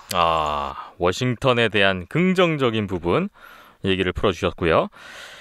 워싱턴의 상대가 디펜딩 챔피언 피츠버그 펭귄스입니다. 피츠버그의 승리를 예상하는 입장에서 또 기대할 수 있는 요소들은 어떤 게 있을까요? 뭐 피츠버그 지난 시즌 우승팀이죠. 그러니까 그 떡도 먹어본 놈이 좀 잘 아는 법이잖아요. 네. 뭐 우선 지난 시즌 워싱턴은 2라운드에서 꺾고 결국 우승을 차지했었고 또 게다가 또 플레이오프 울렁증이 있는 워싱턴보다는 피츠버그가 플레이오프 경험에서도 월등히까지는 아니고 좀 많이 꽤 앞서고 있는 것 같고요. 그리고 또 워싱턴 같은 경우는 오베스킨이 그 2006년부터 그 뛴 이후로는 플레이오프 2라운드를 넘긴 적이 단 한 번도 없죠. 그에 비해서 그 피츠버그는 그 스탠리컵 결승도 3번이나 올랐었고 우승은 2번이나 차지했었고요. 또 그 NHL 전체에서 이번 시즌 두 번째로 적은 실점을 썼던 콜럼버스를 상대로도 매 경기 그 3골 이상 그 평균 4골이 넘는 득점력을 보여준 이 공격력은 정말 대단하죠. 예. 또 뭐 빅3라고 불리우는 크로스비, 말킨, 필캐슬 모두 물이 오를 대로 올랐고요. 또 그 한편 이렇게 또 체력적으로도 이렇게 좀 피츠버그가 앞서고 있는 것 같은데 왜냐면은 그 워싱턴 같은 경우는 그 토론토를 만나서 6경기 중에서 무려 5경기를 연장으로 가면서 좀 체력을 쏟아부었던 반면에 피츠버그는 1라운드를 좀 일찌감치 끝내면서 그 워싱턴보다 휴식을 3일이나 더 그 갖게 됐었죠. 그렇죠. 또 게다가 그 피츠버그 같은 경우는 4개의 라인을 좀 적극적으로 돌린 데 비해서 워싱턴은 그 4라인을 플레이오프 들어서는 좀 잘 안 쓰더라고요. 그래서 체력전에서도 좀 피츠버그가 앞서는 게 아닌가 그런 생각이 듭니다. 예. 자, 메트로폴리탄 정말 최강의 디비전이라고 불렸던 그 디비전의 1, 2위, 전체 1, 2위 팀이 만나는 워싱턴과 피츠버그의 대결. 정말 기대가 됩니다. 다음으로는 오타와와 뉴욕 레인저스의 대결입니다. 앞서 언급했던 워싱턴과 피츠버그 시리즈에 비하면 뭔가 무게감이 떨어지는 시리즈 같이 보이기도 하는데 하지만 승부 자체는 또 치열할 것 같다는 생각도 들어요. 두 팀 모두 그 1라운드에서 좀 저력을 꽤 보여줬죠. 그래서 아주 타이트한 시리즈가 될 것 같고 또 두 팀 같은 경우는 그 라이벌 관계가 생각보다 좀 깊지는 않더라고요. 그 플레이오프에서 만난 경험도 지난 2012년, 5년 전에 그 플레이오프 1라운드가 유일한데 예. 그 당시에는 레인저스가 4승 3패로 그 당시 레인저스 1번 시드였는데도 불구하고 8번 시드 오타와를 만나서 굉장히 고전하면서 그 7차전 만에 승리를 거뒀고 그랬었고요. 그 이번 시즌은 오타와가 2승 1패로 앞서고 있더라고요. 그렇군요. 우선 손상우 기자님의 전폭적인 지지를 받고 있는 에릭 칼슨의 소속팀이죠. 오타와 세너터스입니다. 또 이현섭 기자님의 응원팀이기도 하고요. 오타와가 이번에 뉴욕 레인저스도 잡을 수 있을까요? 오타와가 이기려면 아무래도 그 에릭 칼슨이 정말 그 1라운드에서 보여줬던 모습을 계속 이어가야 될 것 같은데 예. 진짜 에릭 칼슨에 대해서는 제가 계속 항상 얘기하지만 현재 폼을 보면은 제가 한 10여 년간 그 NHL 보면서 정말 가장 그 뛰어난 수비수가 아닐까 싶을 정도로 그 공격 수비에서 정말 너무 좋은 모습을 보여주고 있고요. 예. 그 칼슨이 이번 그 레인저스 시리즈에서도 이런 모습을 보여준다면은 뭐 이번 시리즈에서 우위를 가져갈 수도 있고 그 칼슨뿐만 아니라 뭐 디온 파노프나 뭐 코디 시시 이런 그 탑4 수비수진도 뭐 좋은 편이기 때문에 그 확실한 스코링 라인이 없는 레인저스의 공격진을 쉽게 공략할 수도 있을 것 같아요. 예. 또 게다가 그 이번 시즌 그 오타와 같은 경우는 좀 유난히 많은 일이 있었어요. 내진탕으로 은퇴 가능성이 좀 높았었던 클럽 메카더가 그 플레이오프를 앞두고 돌아가지고 6차전 그 결승 그 골드골 넣으면서 그 팀을 2라운드로 올렸었고 또 바비 라이언 같은 경우는 그 이번 시즌 전에 좀 어머니가 그 세상을 떠나가지고 좀 힘든 시즌을 보내다가 갑자기 플레이오프 들어서 좀 살아난 모습을 보여준다든지 또 게다가 또 그 주전골인 크랙 앤더슨 같은 경우는 그 많은 분들이 아시겠지만 아내가 현재 암투병 중이어가지고 좀 좀 힘든 상황인데도 불구하고 이번 시즌 거의 커리어 최고의 시즌을 보냈거든요. 예. 그래서 그 어느 때보다 그 오타와 같은 경우는 정신력이 많이 앞서는 것 같아요. 약간 이런 이런 좀 드라마틱한 이런 일들이 많기 때문에 또 게다가 앤더슨이 그 뉴욕 레인저스 홈인 그 MSG에서 7승 1패라는 그런 굉장히 좋은 성적을 보내고 있기 때문에 앤더슨이 이렇게 계속 좋은 모습을 보여준다면은 뭐 충분히 레인저스를 꺾을 수도 있지 않을까 싶네요. 네. 좀 멘탈을 한 번 더 무장할 수 있는 그런 심리적인 요소들도 받쳐주고 있는 사연도 같이 좀 건져서 갈 수 있는 오타와의 상황인 것 같아요. 그렇다면 여기에 맞서는 뉴욕 레인저스입니다. 와일드카드로 올라왔지만 전혀 와일드카드 같지 않은 전력인데 플레이오프 대진 운도 좋은 것 같아요. 이게 오타와라면 확실히 워싱턴이나 피츠버그보다는 부담 없다고 생각하지 않을까요? 그러니까 레인저스 같은 경우는 굉장히 좀 운이 좀 좋은 것 같아요. 그 메트로폴리탄 디비전 4위로 쳐졌잖아요. 그 워싱턴, 피츠버그, 콜럼버스한테 밀려가지고. 예. 하지만 그 와일드카드를 밀린 덕분에 1라운드하고 2라운드에서 그 같은 디비전 팀들이자 뭐 동부지구 최강 세 팀이었던 그 워싱턴, 피츠버그, 콜럼버스를 그 만나지 않게 됐었고, 그 대신 그 공격력이 거의 뭐 이번 플레이오프 팀들 중에서 최악인 그 몬트리올하고 그 오타와를 이제 그 만나게 되는 행운을 얻게 됐어요. 예. 플레이오프를 앞두고 좀 많이 걱정이 됐었던 게 그 해밍 룬키스트였거든요. 룬키스트가 이번 시즌 그 커리어 최악의 시즌을 보냈었는데 그 플레이오프가 되자마자 그 언제 부진했냐는 듯이 그 예전 폼을 되찾으면서 룬키스트가 아주 잘해주고 있는데 레인저스 수비진도 생각보다 잘해주고 있고요. 그래서 그 룬키스트와 이 수비진이 1라운드에서 보여준 폼을 계속 유지한다면은 공격력이 그닥 좋지 못한 오타와도 쉽게 잡을 가능성이 있을 것 같아요. 예. 거기다가 1라운드 4, 5, 6차전 3연승을 했잖아요. 레인저스가 또 상승세에 있다는 것도 무시 못할 것 같습니다. 네, 그러니까 그 4차전부터 3연승을 거둘 때 그 레인저스의 그 경기력이 너무 좋았어요. 그 포워치킹도 너무 좋았고 그 타이트하면서도 이렇게 굉장히 좀 끈적한 하키하면서 또 그 골문 앞을 좀 이제 그 상대 팀의 그 골문을 이제 그 갖다 박는 어떤 약간 이런 공격 루트를 이어가면서 공격수들의 움직임도 좋았었거든요. 예. 또 그 레인저스 같은 경우는 그 4개의 라인을 모두 일정하게 돌리기 때문에 그 탑 4 수비진에 크게 의존하는 오타와보다 체력전에서도 좀 앞서는 게 아닐까 싶어요. 또 게다가 에릭 칼슨이 그 레인저스 상대로는 커리어 동안 그렇게 좋은 모습을 보여주지 못했고 그래서 좀 칼슨이 현재 좀 부상을 안고 있잖아요. 그래서 칼슨이 좀 부상 때문에 약간 좀 이런 그 경기력이 좀 풀리지 않거나 또 게다가 레인저스가 또 칼슨 공략법을 아는 것도 같아가지고 이런 것을 보면 또 레인저스가 유리할 수도 있지 않을까 싶네요. 그렇군요. 뉴욕 레인저스와 오타와 세너터스의 대결이 또 주목을 받고 있습니다. 다음은 서부 보겠습니다. 서부에도 2개의 시리즈가 있는데 먼저 세인트루이스와 내슈빌의 대결입니다. 이 시리즈는 1라운드에서 서부의 1, 2위 팀이죠. 시카고와 미네소타를 상대로 의외로 쉽게 업셋 시리즈를 일으키고 올라온 두 팀의 대결이라서 또 주목받는 부분이 있습니다. 네, 그러게요. 센트럴 디비전 1위, 2위 팀이 그 1라운드에 탈락하고 3위, 4위 팀이 이제 1라운드로 오르게 됐는데 내시빌이 그 창단 이후 그 20년 가까이 그 세인트루이스와 디비전에 그 같은 디비전 속해 있긴 했지만은 두 팀은 별다른 사건이 없었던 걸로 기억하고 플레이오프에서 두 팀 만난 것도 처음이더라고요. 네. 그래서 그 새로운 이제 라이벌 관계가 시작되지 않는가 싶은데 우선 뭐 두 팀의 이번 시즌 전적은 내시빌이 3승 2패로 앞서면서 좀 박빙이고요.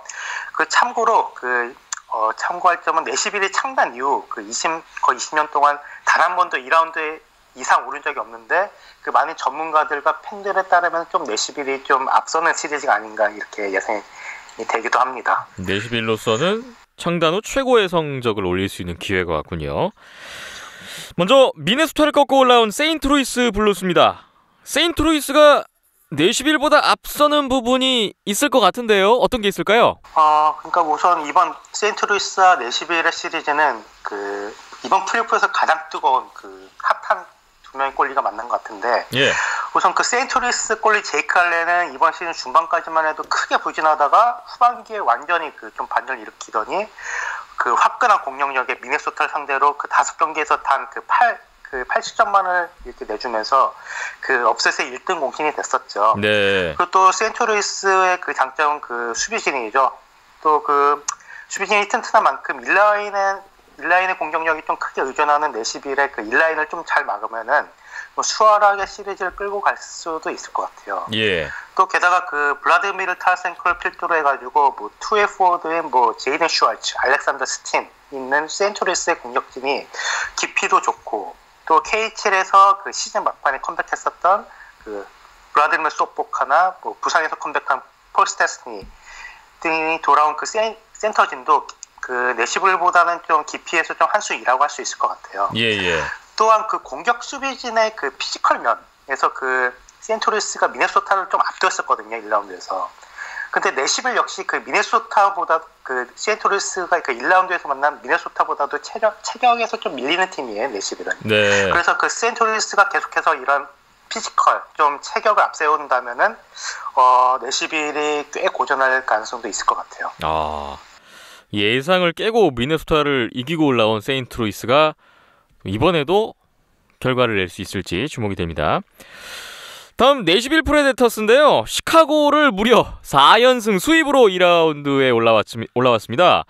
와일드카드 2위였고 8번 시드로 올라왔지만 지금의 기세는 최고조인 것 같기도 해요. 그러니까 이번에 그 플레이오프 진출한 16개 팀 중에서 정규 시즌 그 승자는 가장 낮은 내시빌이었거든요. 예. 하지만 우승 후보 영수인인 시카고한테 그 4경기에서 딱 3골만 내주면서 수입에 성공할지 누가 알았을까요? 그래서 NHL에서 가장 기세가 등등한 팀이 아닐까 싶은데 예. 우선 그 골리인 피카리네가 정말 핫하죠. 그 2번의 완봉승 포함해가지고 무려 97%가 넘는 방어율을 기록하면서 그 방금 언급해드린 제이크 알렌보다도 더 뜨거운 모습을 보여주고 있어요. 예. 그리고 두 골리가 모두 핫하긴 하지만은 좀 경험에서는 그 피카리네가 훨씬 앞서는 것이 사실인 것 같고요. 또 이번 시리즈는 굉장히 타이트한 체킹이 지속되는 핫키를 보여줄 거예요. 예. 그 두 팀 다 수비진이 강력하고 공격진에도 많은 그 좋은 투웨이 포워드들이 넘쳐나기 때문에 굉장히 그 타이트한 체킹이 이어질 텐데 그러나 그 누누이 이야기하지만 그 내시빌의 그 탑4 수비진 뭐 로만 요시, PK 수반, 라이언 앨리스, 마티아스 에콤을 이어지는 탑4 수비진은 센트루이스의 그 탑4를 능가하는 건 물론이고 거의 NHL 최강이라고 보거든요. 예. 네. 내시빌이 그 탑4 뭐 워낙에 수비의 중심을 잡아주는 선수들이 탄탄한데 뭐 거기에다가 공격력도 핫하잖아요. 현재 그 내시빌의 그 라이언 조한슨, 빅터 알베슨, 그 포스버그로 이어지는 그 1라인은 현재 NHL에서 공수 조화가 가장 뛰어난 라인이라고 할 수 있을 정도로 좋은 모습을 보여주고 있고요. 예. 뭐 제임스 릴이 약간 부진하긴 하지만은 그 2라인도 더 나아질 가능성도 있고 그 주장 마이크 피셔가 이끈 체킹 라인도 시카고의 막강한 공격력을 맞는데 크게 일조를 했기 때문에 그 공격적인 좀 그 각자 좀 그 롤이 좀 배분이 잘 돼 있는 것 같고 밸런스도 좋은 것 같아요. 그래서 또 시카고를 상대로 보여줬던 그 에너지가 정말 넘치고 그 타이트한 핫키를 계속 보여준다면은 의외로 손쉽게 또 내시빌이 시리즈를 가져갈 가능성도 있어 보여요. 예. 자, 세인트루이스 블루스와 내시빌 프레데터스의 대결. 현지 시각 일정으로 보면은 동부보다 서부가 먼저 1차전을 시작하게 되는데 바로 이 시리즈가 이제 첫 번째 2라운드 경기가 될 것 같습니다. 기대를 해보겠습니다. 서부의 두 번째 마지막 시리즈 보겠습니다. 애너하임 덕스와 에드먼턴 오일러스의 대결인데요. 이 시리즈는 퍼시픽 디비전 1, 2위끼리 만나게 됐습니다. 2006년 이후에 11년 만에 플레이오프를 치르고 있는 에드먼턴인데 바로 그때 2006년에 애너하임과 대결했었잖아요. 보니까 그 에드먼턴이 마지막으로 플레이오프에 올랐던 2006년에 두 팀이 그 서부 결승에서 만났었고 그 결국 에드먼턴이 승리를 거두면서 결승에 올랐던 바 있죠. 예. 그런데 이번 정규 시즌 전적은 에드먼턴이 또 3승 2패로 앞서고 있네요. 그랬군요. 우선 캘거리를 4연승 수입 제압하고 가장 먼저 2라운드 진출을 확정지었던 애너하임 덕스입니다. 현 시점에서 가장 페이스가 올라와 있는 팀이라고 할 수 있을 것 같은데요. 네, 에드먼턴이 승리를 거뒀던 그 세노세 같은 경우는 그 플레이오프 이전까지 가장 그 분위기가 가장 좋지 않았던 팀 중 하나였지만은 그 에드먼턴이 2라운드에서 만나게는 그 애너하임은 정규 시즌 막판 성적도 좋았고 1라운드에서도 이제 그 4전 전승으로 수입을 하면서 올랐기 때문에 분위기가 가장 좋은 팀 중 하나가 아닐까 싶어요. 네.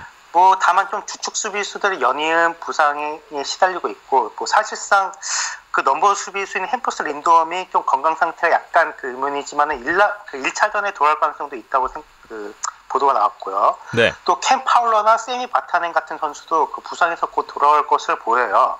그래서 이런 선수들이 계속 그 수비수들이 부상에서 돌아오면은 데프트는 그 깊이는 더욱더 좋아지고요. 또 그 수비진의 부상을 좀 그 메꿨었던 그 젊은 수비수들도 그 1라운드에서 정말 잘해줬었거든요. 그래서 수비진 깊이는 그 지난 시즌보다도 어느 때보다도 더 좋은 것 같아요. 예, 지금의 기세 그리고 수비진의 깊이. 게다가 애너하임이 또 에드먼턴을 능가하는 게 있다면 바로 경험 아니겠습니까? 그쵸. 애너하임이 지난 5년 동안 계속 그 플레이오프를 오르고 있는데 그 캘거리랑 1차전부터 4차전까지 계속 보면은 매 경기가 굉장히 타이트했어요. 그런데도 불구하고 애너하임이 4경기를 모두 이긴 것을 보면은 그 지난 몇 년간 좀 그 애너하임이 그 플레이오프에서 했던 경험이 아닌가 싶어요. 그래서 경험을 무시하지 못한 것 같은데 예. 특히 그 라이언 테슬러로 이어지는 그 센터 원투 펀치는 뭐 파워는 파워, 뭐 스킬, 뭐 투의 능력, 뭐 경험, 뭐 모두 갖췄다고 할 수 있을 정도로 그 굉장히 좋은 원투 펀치인데 아마 이 두 센터가 번갈아 가면서 그 상대 그 에드먼턴의 그 최고 공격수인 맥데이빗을 괴롭힐 것을 보여요. 예. 특히 그 최고의 투의 공격수라고 할 수 있는 라이언 테슬러와 그 맥데이빗의 대결은 이번 시리즈의 최대 그 변수가 아닐까 싶네요. 그렇군요. 반면에 이미 올 시즌 어쩌면 목표를 초과 달성했다고도 볼 수 있을 것 같습니다. 에드먼턴 오일러스. 아, 상승세가 대단합니다. 어쩌면 에드먼턴이 올 시즌에 더 높은 곳까지 갈 수 있다. 이런 분위기도 무르익고 있어요. 네, 에드먼턴이 제가 생각했던 것보다도 참 강한 팀이었고 질 것 같은 경기도 이기는 것을 보면서 에드먼턴이 생각보다 많이 좋다 이런 생각이 들었는데 예. 에드먼턴은 그 경험에서 그 세노세에 비해서 훨씬 뒤졌음에도 불구하고 세노세를 어떻게 보면 좀 어렵지 않게 잡았었고 또 특히 그 팀 전력의 반 이상이라고 생각했었던 맥데이빗이 어떻게 보면 좀 약간 부진하면서 그 6경기에서 그 4포인트에 그쳤었거든요. 예. 하지만 그 매 경기에서 그 잭 캐시엠, 뭐 데이비드 에아네 이런 좀 기대치 않았던 선수들이 그 아주 좋은 활약을 하면서 이기는 것을 보니까 에드먼턴 선수들은 그 공격진의 그 깊이도 좋아졌고 플레이오프에서 이기는 법을 점점 알아가고 있는 것 같아요. 예. 사실 그 1라운드에서도 그 맥데이빗의 플레이는 그렇게 나쁘지 않았고 찬스도 꾸준히 만들어내고 있어가지고 그 2라운드에서는 이제 더 이상 그 세노세 그 최고 수비형 수비수라고 할 수 있는 그 블라식 같은 그 선수를 상대하지 않기 때문에 그 맥데이빗이 계속해서 좀 더 많은 찬스를 만들어내지 않을까 싶어요. 에드먼턴의 공격이 더 기대가 되는 2라운드가 될 것 같은데 또 한편으로는 에드먼턴의 수비 역시 1라운드에서 큰 승리의 원동력이 됐어요. 그렇죠. 그 에드먼턴 수비진 같은 경우는 지난 1년 동안 정말 드라마틱한 성장을 한 것 같아요. 예. 그 지난 시즌 그 준우승팀 세노세와 그 사실 그 1라운드 그 대량 실점을 한 그 4차전을 제외한 그 5경기에서는 딱 그 7실점만 했을 정도로 정말 그 타이트하고 짠무라키를 보여줬었는데 그 오스카 클랩밤, 아담 라슨이 이끄는 그 젊은 수비진은 그 정규 시즌 그 서부지구에서 가장 적은 실점을 하는 그 애너하임 수비진과 비교해서도 그렇게 꿀리지 않은 모습이고요. 또 골리 싸움에서도 그 캠 탈봇이 현재 그 애너하임의 그 존 깁슨보다도 약간 앞서고 있는 게 아닌가 싶어요. 예. 또 애너하임 같은 경우는 그렇게 그 빠르지가 않은 팀이에요. 그래서 애너하임 같은 경우는 그 1라운드에서 만난 그 캘거리도 빠르지 않은 팀이었기 때문에 스피드에서 밀리지 않을 수 있었지만은 에드먼턴은 캘거리보다 훨씬 빠른 팀이거든요. 그래서 예. 그 애너하임이 약간 그 에드먼턴의 그 스피드에 좀 고전을 하고 이제 그 에드먼턴은 그 스피드를 이제 좀 중심으로 좀 그 승부수를 건다면은 에드먼턴이 또 어렵지 않게 경기를 풀어 나갈 수도 있지 않을까 싶어요. 에드먼턴에 또 기대할 수 있는 요소 마지막으로 풀어주셨습니다. 플레이오프 2라운드가 시작되는데 이제 예측의 시간이 왔습니다. 손성훈 기자님, 이현숙 기자님은 이번 2라운드 과연 누가 이길 거라고, 누가 우세하다고 보시는지 한마디씩 들어볼 시간인데요. 참고로 1라운드 두 분이 예측하여 주신 거 결과를 보니까 손성훈 기자님이 8개 중에 4개를 맞히셨고 이현숙 기자님이 8개 중에 5개를 맞히셨더라고요. 믿거나 말거나 확률은 반반 정도인 것 같은데 한 말씀씩 들어보겠습니다. 먼저 피츠버그와 워싱턴 두 분의 생각은 어떠신가요, 손석희 기자님? 지난 시즌 워싱턴이 이길 거라고 생각했었는데 예상했었는데 피츠버그가 올라갔거든요. 예. 그러니까 워싱턴 같은 경우는 1라운드에서도 좀 약간 버벅거리는 모습을 보여줬고 피츠버그 공격진은 워낙 강하더라고요. 그래서 이번엔 또 피츠버그가 워싱턴을 상대로 한 6차전쯤에 승리를 거둘 수 있지 않을까 그렇게 예상이 들어요. 피츠버그의 우세. 알겠습니다. 이현숙 기자님은요? 저는 워싱턴은 이번에 갈렸어요. 올라갈 것 좋습니다. 같습니다. 워싱턴이 올라갈 수 있는 이유는 송 기자님께서 설명해 주신 그 내용이 가장 중요할 것 같고 플러리 선수가 글쎄요 워싱턴의 공격을 상대로도 제가 봤을 땐 견딜 수 있을 것 같지가 않거든요. 거기서 결국 차이가 날 것 같아요. 결국 거기서 차이가 날 것 같아서 올 시즌 같은 경우에는 4대2로 워싱턴이 이길 것 같습니다. 손석 기자님의 피츠버그냐, 이현숙 기자님의 워싱턴이냐 기다려보겠습니다. 다음 뉴욕 레인저스와 오타와 세너터스의 대결은 어떻게 보시는지요? 저 개인적으로는 오타와가 올라갔으면 좋겠고 동부지구에서는 오타와를 밀 것 같은데 오타와가 좀 전력 자체가 그렇게 강하지가 않고 좀 에릭 칼슨 한 선수한테 좀 많이 의지하는 것 같고 공격진 역시 좀 깊이가 떨어져요. 그래서 공격진 확실한 스코어링 라인은 없지만은 그 4개의 라인이 너무 밸런스가 좋은 뉴욕 레인저스가 또 해밀 룬키스트도 또 좀 폼을 찾았기 때문에 6차전 안에 승리를 할 수 있지 않을까 싶습니다. 예, 뉴욕 레인저스. 이현숙 기자님, 오타와 편 드실 겁니까? 예, 저는 이번 시리즈까지는 어떻게든 오타와가 해볼만 하다고 봐요. 제 생각에는 3라운드는 피츠버그, 워싱턴 이 두 팀에겐 좀 어려울 것 같은데 레인저스까지는 해볼만 하다고 생각합니다. 그 이유가 에릭 칼슨 선수는 지금 최고의 모습을 보여주고 있고 그리고 무엇보다 이번 플레이오프에서 브라사르 라이언 선수의 활약이 돋보이기 때문에 이번에는 펀치력까지도 어느 정도는 있다고 생각합니다. 그리고 지금 앤더슨 선수의 모습을 보면은 룬드비스트 선수보다 잘했으면 잘했지 못하지는 않은 것 같거든요. 그렇기 때문에 조금 더 근데 한 가지 변수가 있긴 있습니다. 오타가 보스턴과의 경기에서 막 잘하다가도 막 와장창 무너지는 모습이 나왔거든요. 그런 모습이 얼마나 안 나오냐가 관건일 것 같고 그리고 제 생각에는 이번에 좀 그런 부분을 좀 잡을 수 있을 것 같아서 한 4대2 정도로 오타와의 승리를 예상하겠습니다. 좋습니다. 또 한 번 엇갈린 두 분의 의견이었고요. 다음 서부 내슈빌과 세인트루이스의 대결. 손성우 기자님의 예상은 무엇인가요?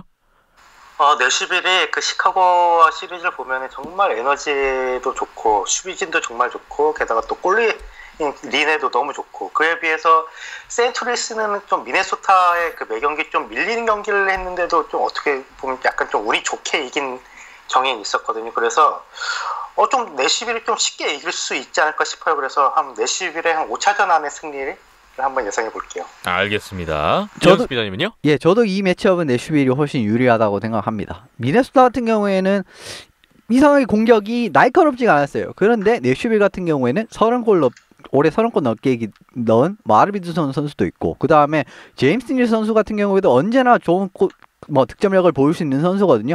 전반적인 경기력 자체가 미네소타를 상대했을 때 세인트루이스가 막 그렇게 엄청 뛰어나다 이런 느낌을 저는 전혀 받지 못했기 때문에 좀 더 내슈빌 쪽이 확실하게 우세를 가져갈 수 있는 시리즈라고 보는데 그래도 제이크 앨런 선수가 한 경기에서 2경기 정도는 잡아줄 수 있을 거라고 생각합니다. 그래서 4대2로 내슈빌의 승리를 예상하겠습니다. 알겠습니다. 내슈빌 공통적으로 손을 들어주셨어요.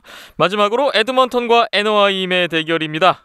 손상호 기자님은요? 1라운드에서도 에드먼턴 샌호세 시리즈가 가장 예상하기 힘들었는데 이번 역시 좀 에드먼턴하고 좀 어떻게 보면 좀 예상하기가 너무 힘들어가지고 어떤 모습을 보일지 모르겠어가지고 예상하기 힘든데 그래도 좀 경험에서 앞서는 애너하임이 좀 유리하지 않을까 싶어요. 그래서 애너하임의 한 6차전 안에 승리를 한번 예상해 볼게요.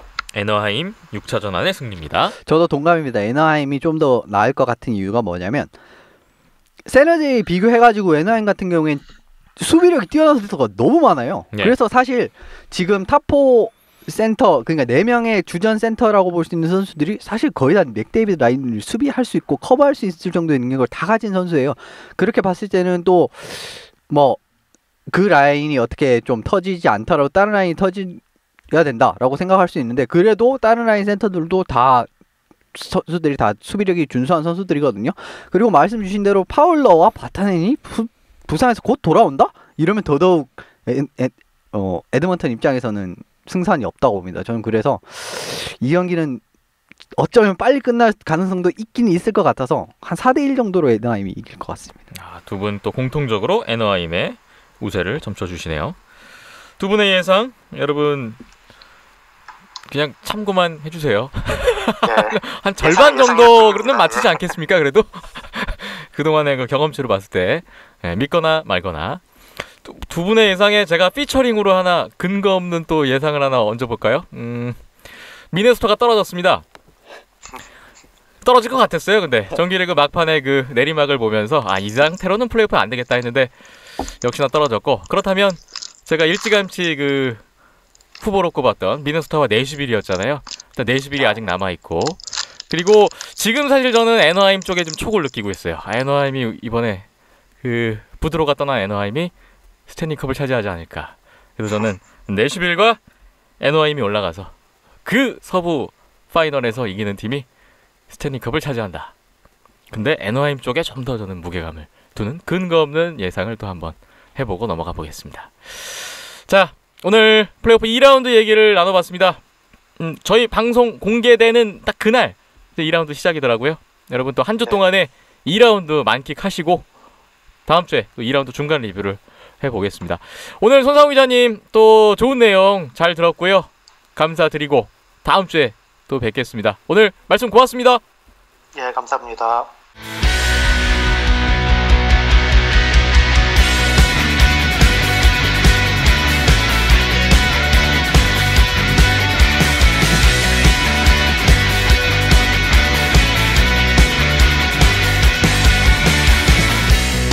비하인드넷 함께하고 계시고요. 이제 우리나라 남자 국가대표팀의 소식 이야기를 나누겠습니다. 2017 IIHF 세계선수권대회 디비전 1 그룹 A, 이 대회가 현재 우크라이나 키예프에서 진행이 되고 있습니다. 4월 22일부터 28일까지 진행이 되고 있고요. 우리나라를 비롯해서 카자흐스탄, 오스트리아, 헝가리, 폴란드, 우크라이나 총 6개국이 참가하고 있습니다. 다들 아시겠지만 6개국과 풀리그로 경기를 치러서 1, 2위 팀이 탑 디비전이라고 할 수 있는 월드 챔피언십으로 승격을 하게 되겠고, 최하위 6위 팀은 디비전 1 그룹 B로 강등됩니다. 현재 우리나라를 포함해서 각 팀들이 3경기씩을 치렀어요. 5경기 중에 3경기. 반환점을 돌았습니다, 이미. 근데 우리나라 대표팀이 정말 놀라운 어마어마한 성과를 거두고 있어서 많은 분들이 흥분을 하고 계세요. 한 경기씩 오늘 이야기를 풀어보겠습니다. 4월 22일 토요일 밤이었습니다. 첫 경기 폴란드전. 첫 경기가 정말 중요하다. 꼭 승리가 필요하다라고 누누이 말씀을 드렸는데, 일단 첫 경기 우리가 잡았습니다. 경기 정리를 해드리면 1피리어드에 메탈튼 선수의 아주 대단한 선방 직후의 순간적인 역습으로 김기성 선수 선제골이 터졌고요. 2피리어드에 신상우 선수가 약간은 행운이 섞인 골 2대0. 그리고 2피리어드 후반에 폴란드도 기회를 잡았어요. 5대3 파워플레이에서 한 골을 만회해서 따라왔는데 3피리어드에 우리가 이영준, 김상욱 선수의 연속골로 4대1로 달아나면서 여기서 승기를 잡았던 것 같습니다.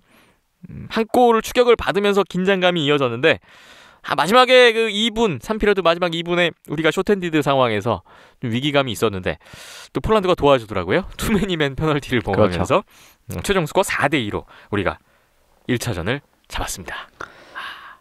이 경기의 수는 역시나 달튼 선수라고 할 수 있을 것 같습니다. 제가 경기를 봤을 때 브레이크웨이를 한 3개 정도 막았던 것 같거든요. 네. 이게 만약에 처음에 이제 지금 첫 골 같은 경우에도 브레이크웨이 딱 맞고 그 뒤에 역습 딱 나가면서 득점을 한 거였어요. 그런 걸 생각을 해보시면은 만약에 그게 브레이크어웨이 상황에서 먹혔다라고 했을 땐 경기가 또 어떻게 흘러갔을지 저는 잘 모를 것 같습니다. 왜냐하면 이 경기에는 사실상 폴란드가 조금 더 나은 경기를 했다고 저는 생각을 하거든요. 예. 우리나라가 어쨌든 득점을 많이 잡으면서 점수를 벌렸던 게 결국 뭐 승리의 요인이 됐을 것 같은데, 어쨌든 최고의 선수는 역시나 달튼이었던 것 같습니다. 메탈튼 36세이브.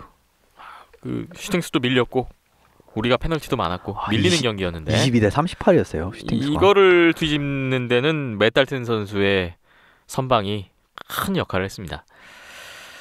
우리가 1차전 꼭 이겨야 될 경기를 잡고 출발을 했습니다. 첫날에 우크라이나와 헝가리의 경기도 있었는데 헝가리가 5대3으로 이겼습니다.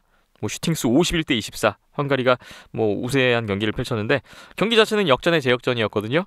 헝가리의 제역전승으로 끝났습니다. 그리고 오스트리아와 카자흐스탄의 대결도 주목을 끌었는데 이 두 팀의 실력이 워낙 높은 거를 많이들 알고 계시기 때문에 많은 주목을 받았어요. 결과는 3대 2로 두 골씩 주고받은 결과였는데 결국 3대2 한 골 차로 카자흐스탄이 승리를 거뒀습니다. 사실상 요 두 팀이 이제 1, 2위가 굉장히 유력했기 때문에 이 두 팀의 경기가 처음부터 뭐 거의 메인 이벤트로 제일 뒤에 경기가 배치가 되어 있었고요. 예. 뭐 경기 자체도 굉장히 재미있었던 경기였던 것 같습니다. 뭐 어쨌든 카자흐가 기아 선수들의 활약에 힘입어서 이 경기는 잡았다고 할 수 있을 것 같네요. 그렇습니다. 두 번째 경기 우리는 카자흐스탄을 만났습니다. 카자흐스탄. 저희가 지난주에도 카자흐스탄은 최강이니까 일단 제껴두고 그렇죠. 약간 카자흐스탄은 뭐 디비전 1 그룹 A에 뭐 우승하지 않겠는가 뭐 이렇게 봤었어요. 이때까지 역사적으로만 봐도 카자흐가 무조건 1위 하는 게 당연했었습니다. 거의 지난해 세계선수권 우리가 슬로베니아였나요? 그렇죠. 슬로베니아한테 졌던 약간 전 그런 느낌이 그림이 나올 나오지 줄 않을까 알았는데, 예. 했는데 이게 웬일입니까? 아 이게 웬일입니까? 1피리어드에 그 브랜든 보첸스키 선수에게 우리가 선제골 실점을 했는데 안지니 선수의 동점골이 나왔고요. 2피리어드에 다시 그 나이젤 도즈 선수에게 실점을 하면서 1대2로 한 골 뒤진 채 2피리어드를 마쳤어요. 이때까지만 해도 카자흐스탄이 세다. 아 역시 카자흐스탄의 그 귀화 선수들도 기량이 워낙 좋구나. 뭐 그런 생각이었는데 이게 3피리어드에 대반전이 일어납니다. 3피리어드 초반에 1분 한 14초 간격으로 알렉스 플란트 선수의 동점골, 신상훈 선수의 역전골이 연이어 나왔습니다. 그리고 또 3분 뒤에 플란트 선수의 추가골로 4대2로 우리가 완전히 전세를 뒤집었고요. 이게 지금 4분 사이에 우리가 3골을 폭발시켰어요. 그러다 보니까 카자흐스탄도 좀 당황했던 것 같아요. 뭐 그 이후에 작전 타임 부르고 페널티도 계속 나오고 5대3 파워플레이를 우리가 잡았는데 여기서 김기성 선수의 5번째 골까지 들어갑니다. 3피리어드에서만 4골! 5대2로 우리가 역전승을 거뒀습니다. 예, 굉장히 의미 있는 승리라고도 할 수가 있고 이번 경기에서는 3피리어드에 잠깐 이제 보드가 부서지는 이제 경기 지연 상황이 나왔거든요. 예. 이게 결국은 우리나라 입장에서 좀 약이 됐던 것 같습니다. 그런 부분도 있고 그리고 또 전반적으로 보면은 첫 두 경기에서는 운도 굉장히 따라주는 모습이 있었어요. 이제 뭐 앞선 경기에서 신상훈 선수의 골도 그렇고 이번 경기에서도 사실 플란트 선수의 슛이 또 스케이트에 맞고 나오는 한 골이 있었고 예. 그리고 안진주 선수의 골 같은 경우도 슈팅 시도 자체는 정말 좋았지만 그 뭐 페이스오프가 그렇게 흘러갈 줄 눌라. 안진주 선수 앞에 똑 떨어질 줄이야. 그렇죠. 그러니까 그런 부분에서도 어쨌든 우리가 이렇게 운이 딱 따랐을 때 또 올라가야 되는 거거든요. 그 기회로 확실하게 잡고 올라가는 능력도 어쨌든 실력입니다. 어쨌든 그런 부분도 그렇고 3피리어드에 4골 넣었던 것도 정말 좋았던 것 같습니다. 이제 폭발력 같은 것도 결국 보여줬다고 할 수 있고요. 예. 카자흐스탄전도 맷달튼 선수 대단했죠. 예, 정말 뭐 이 선수 빼고는 지금 뭐 국가대표팀 논하는 것 자체가 불가능할 정도로 또 30세이브라는 맹활약을 해주면서 또 승리에 사실상 또 1등 공신이라고 할 수 있을 것 같네요. 예. 우리가 카자흐스탄 상대로 역대 12전 12패였습니다. 사상 처음으로 카자흐스탄을 이겼는데 아직 지금 생각해도 이게 어떻게 우리가 왜 이렇게 잘하지? 약간 이런 생각이 들 정도로 너무나 많은 분들을 놀라게 한 결과예요. 카자흐스탄이 이게 지금 월드 챔피언십에서 내려온 팀인데 그렇죠. 월드 챔피언십 때 그 성적도 보니까 만만치 않았더라고요. 네, 승리까지 거둔 걸로 알고 네. 있습니다. 그런데 어떻게 이런 결과가 나왔을까? 글쎄요. 이현숙님은 이번 카자흐스탄전의 승리의 요인을 뭐 한 가지만 대표적으로 꼽자면 좀 어떤 거를 말씀 주실 수 있겠어요? 결국 아시안 게임에서의 그 뭐랄까 만나봤던 게 또 도움이 된 것 같아요. 결국 전반적인 팀 색깔은 그 팀과 결국 동일하거든요. 결국 근데 선수가 한두 클래스 급이 올라갔습니다. 근데 거기에서 일단은 선수들도 약간은 뭐 그래도 한국은 작겠지라고 방심을 했던 것 같기도 하고 뭐 당연히 저도 뭐 당연히 카자흐가 이길 거라고 생각을 했었으니까요. 예. 그런 부분도 있고 결국 이제 그 시스템을 먼저 경험해보고 그럼 거기서 4대 0으로 패했던 게 이번 승리에 굉장히 많이 도움이 됐던 것 같습니다. 그렇군요. 이번 대회 어찌 보면은 많은 분들의 예상을 깬 가장 큰 이변이라고 볼 수 있는 카자흐스탄전 결과였습니다. 우리가 2연승을 달렸고요. 이날 폴란드와 우크라이나 경기가 있었는데 2대1로 폴란드가 승리를 했습니다. 3피리어드의 결승골이 됐네요. 그리고 4월 24일 경기였는데 헝가리와 오스트리아전 3대1로 오스트리아가 또 승리를 했네요. 3피리어드의 파워플레이 2골이 결국 오스트리아의 승리로 이어졌습니다. 헝가리가 이 경기를 잡았다면 이제 우리나라와 같이 굉장히 좋은 위치에 있을 수 있었는데 결국 뭐 오스트리아이 또 헝가리가 문제가 공격력이 굉장히 좋은 팀임에도 불구하고 일정 단계 이상의 팀은 좀 넘어설 수 없는 느낌이 굉장히 강하거든요. 예. 근데 오스트리아에게도 좀 뭐랄까 그런 좀 공격력이 막히는 장기인 좀 공격 부분이 막히는 모습이 나오면서 어쨌든 패배해서 오스트리아가 승점 3점을 가져가는 결과가 나왔습니다. 예. 이렇게 해서 두 경기를 마쳤고요. 우리나라의 세 번째 상대 4월 25일 화요일 밤이었죠. 헝가리전. 이야, 헝가리도 이길 줄이야. 3연승이 됐던 경기였습니다. 이날은 우리가 사실 1피리어드 중반 이후에 파워플레이 3번을 맞았고 기회가 왔는데 선제골을 넣었어야 되는데 못 넣었어요. 그러다 보니까 오히려 2피리어드에 우리가 상대에게 선제골을 내주고 말았는데요. 5대3 파워플레이 기회에서 헝가리의 선제골이 터졌고 2피리어드 후반에 김기성 선수의 동점골이 나옵니다. 그리고 3피리어드 초반에 신상훈 선수의 이 놀라운 골 다들 보셨죠? 역전골 2대1이 됐고 3피리어드 종료 5분을 남겨놓고 이 순간적인 그 빠른 공격으로 신상훈 선수의 아주 시원한 세 번째 골이 터집니다. 이후에 한 4분 정도 남았을 때 헝가리가 엠티넷 플레이로 나오면서 총 공세를 폈는데 이걸 또 우리가 잘 막아내면서 3대1로 헝가리마저 제압하고 3연승을 날렸습니다. 신상훈 선수의 역전골이 결국은 비수가 됐던 경기였던 것 같습니다. 이게 사실은 굉장히 신상훈 선수가 그 플레이 기지가 넘치는 플레이를 해서 잘 만들긴 했는데 그게 들어갈 슛은 아니거든요. 좋은 시도였는데 그렇죠. 들어갈 줄은 몰랐어요. 볼리도 커버를 완벽하게 했고 근데 어떻게 그게 들어가더라고요. 그게 밑으로 이렇게 빠져가서 들어갈 줄이야. 그러니까요. 그래서 거기서부터 좀 그 2대1 리드를 잡았던 게 중요했던 것 같고 그리고 이 피리어드였나요? 헝가리의 빌모시 걸러 선수가 굉장히 좋은 슛을 날렸는데 그게 달튼 선수도 그걸 못 막았는데 골대 맞고 딱 나가는 그 장면이 있었습니다. 거기서 2대1이 됐으면 또 경기 흐름을 몰랐을 것 같고 어쨌든 헝가리는 2대1을 만들지 못했는데 우리나라는 2대1을 만들었다. 또 거기서 조금 더 추가적인 한 발을 더 내딛었다. 그래서 결국은 이긴 것 같습니다. 3대1로 이긴 것 같습니다. 근데 초반에 좀 집중력이 떨어진 부분은 역시나 좀 개선을 해야 되는 부분인 것 같고 그래도 또 전반적인 이제 경기가 가면 갈수록 그런 실수하는 부분이 좀 더 줄어들면서 경기 자체는 좀 우리나라가 많이 분위기를 잘 잡고 가는 모습이 나왔거든요. 그래서 그런 부분은 어떻게 보면 세 번째 경기력 자체는 초반 실수를 제외하고는 초반 집중력 부분을 제외하고는 가장 나았다고 볼 수 있을 것 같습니다. 그렇군요. 김기성 선수가 대회 3경기 연속 골을 넣었고요. 신상훈 선수도 대회 2번째 골 기록했고 맷달튼 선수가 헝가리전에서도 22세이브 1실점을 했는데 지금 3경기에서 94.6%를 기록하고 있어요. 방어율. 지금 참가한 골리 가운데 단연 1위. 이날도 맷달튼 선수의 공은 컸습니다. 우리가 파워플레이 6번 중에서 한 골도 못 넣었다는 점은 그래도 좀 아쉬움으로 남는 그렇죠. 경기였어요. 그 부분도 좀 이번 경기에서 안 좋았던 부분인 것 같습니다. 네. 하지만 우리가 3경기에서 3연승, 그것도 승점 9점. 지난해에 승점 7점이 역대 최고의 성적이었는데 이미 그걸 넘어서면서 역대 최고 성적을 찍었고요. 이렇게 되니까 우리가 자칫 강등도 걱정하면서 갔던 대회였는데 그렇습니다. 일단 강등 안 되는 건 확정이 됐어요. 네. 잔류 이상은 확보를 했습니다. 9점이면 지금 상황으로 봤을 때 굉장히 유리한 것 같은데 어쨌든 이 다음 이 결과부터 일단 만나보시고 말씀드릴 수 있을 것 같습니다. 알겠습니다. 일단 그 다음 경기 보기 전에 우리 그 선수들의 인터뷰가 와 있어요. 예. 그 대한 아이스하키 협회를 통해서 헝가리전 끝난 직후에 우리 선수들의 인터뷰가 전해졌는데 김기성 선수, 신상우 선수의 인터뷰가 준비되어 있습니다. 이날 골을 기록했던 선수고 그 흥분감이 느껴지는 인터뷰가 될 것 같아요. 김기성 선수, 신상우 선수의 인터뷰 차례로 들어보겠습니다.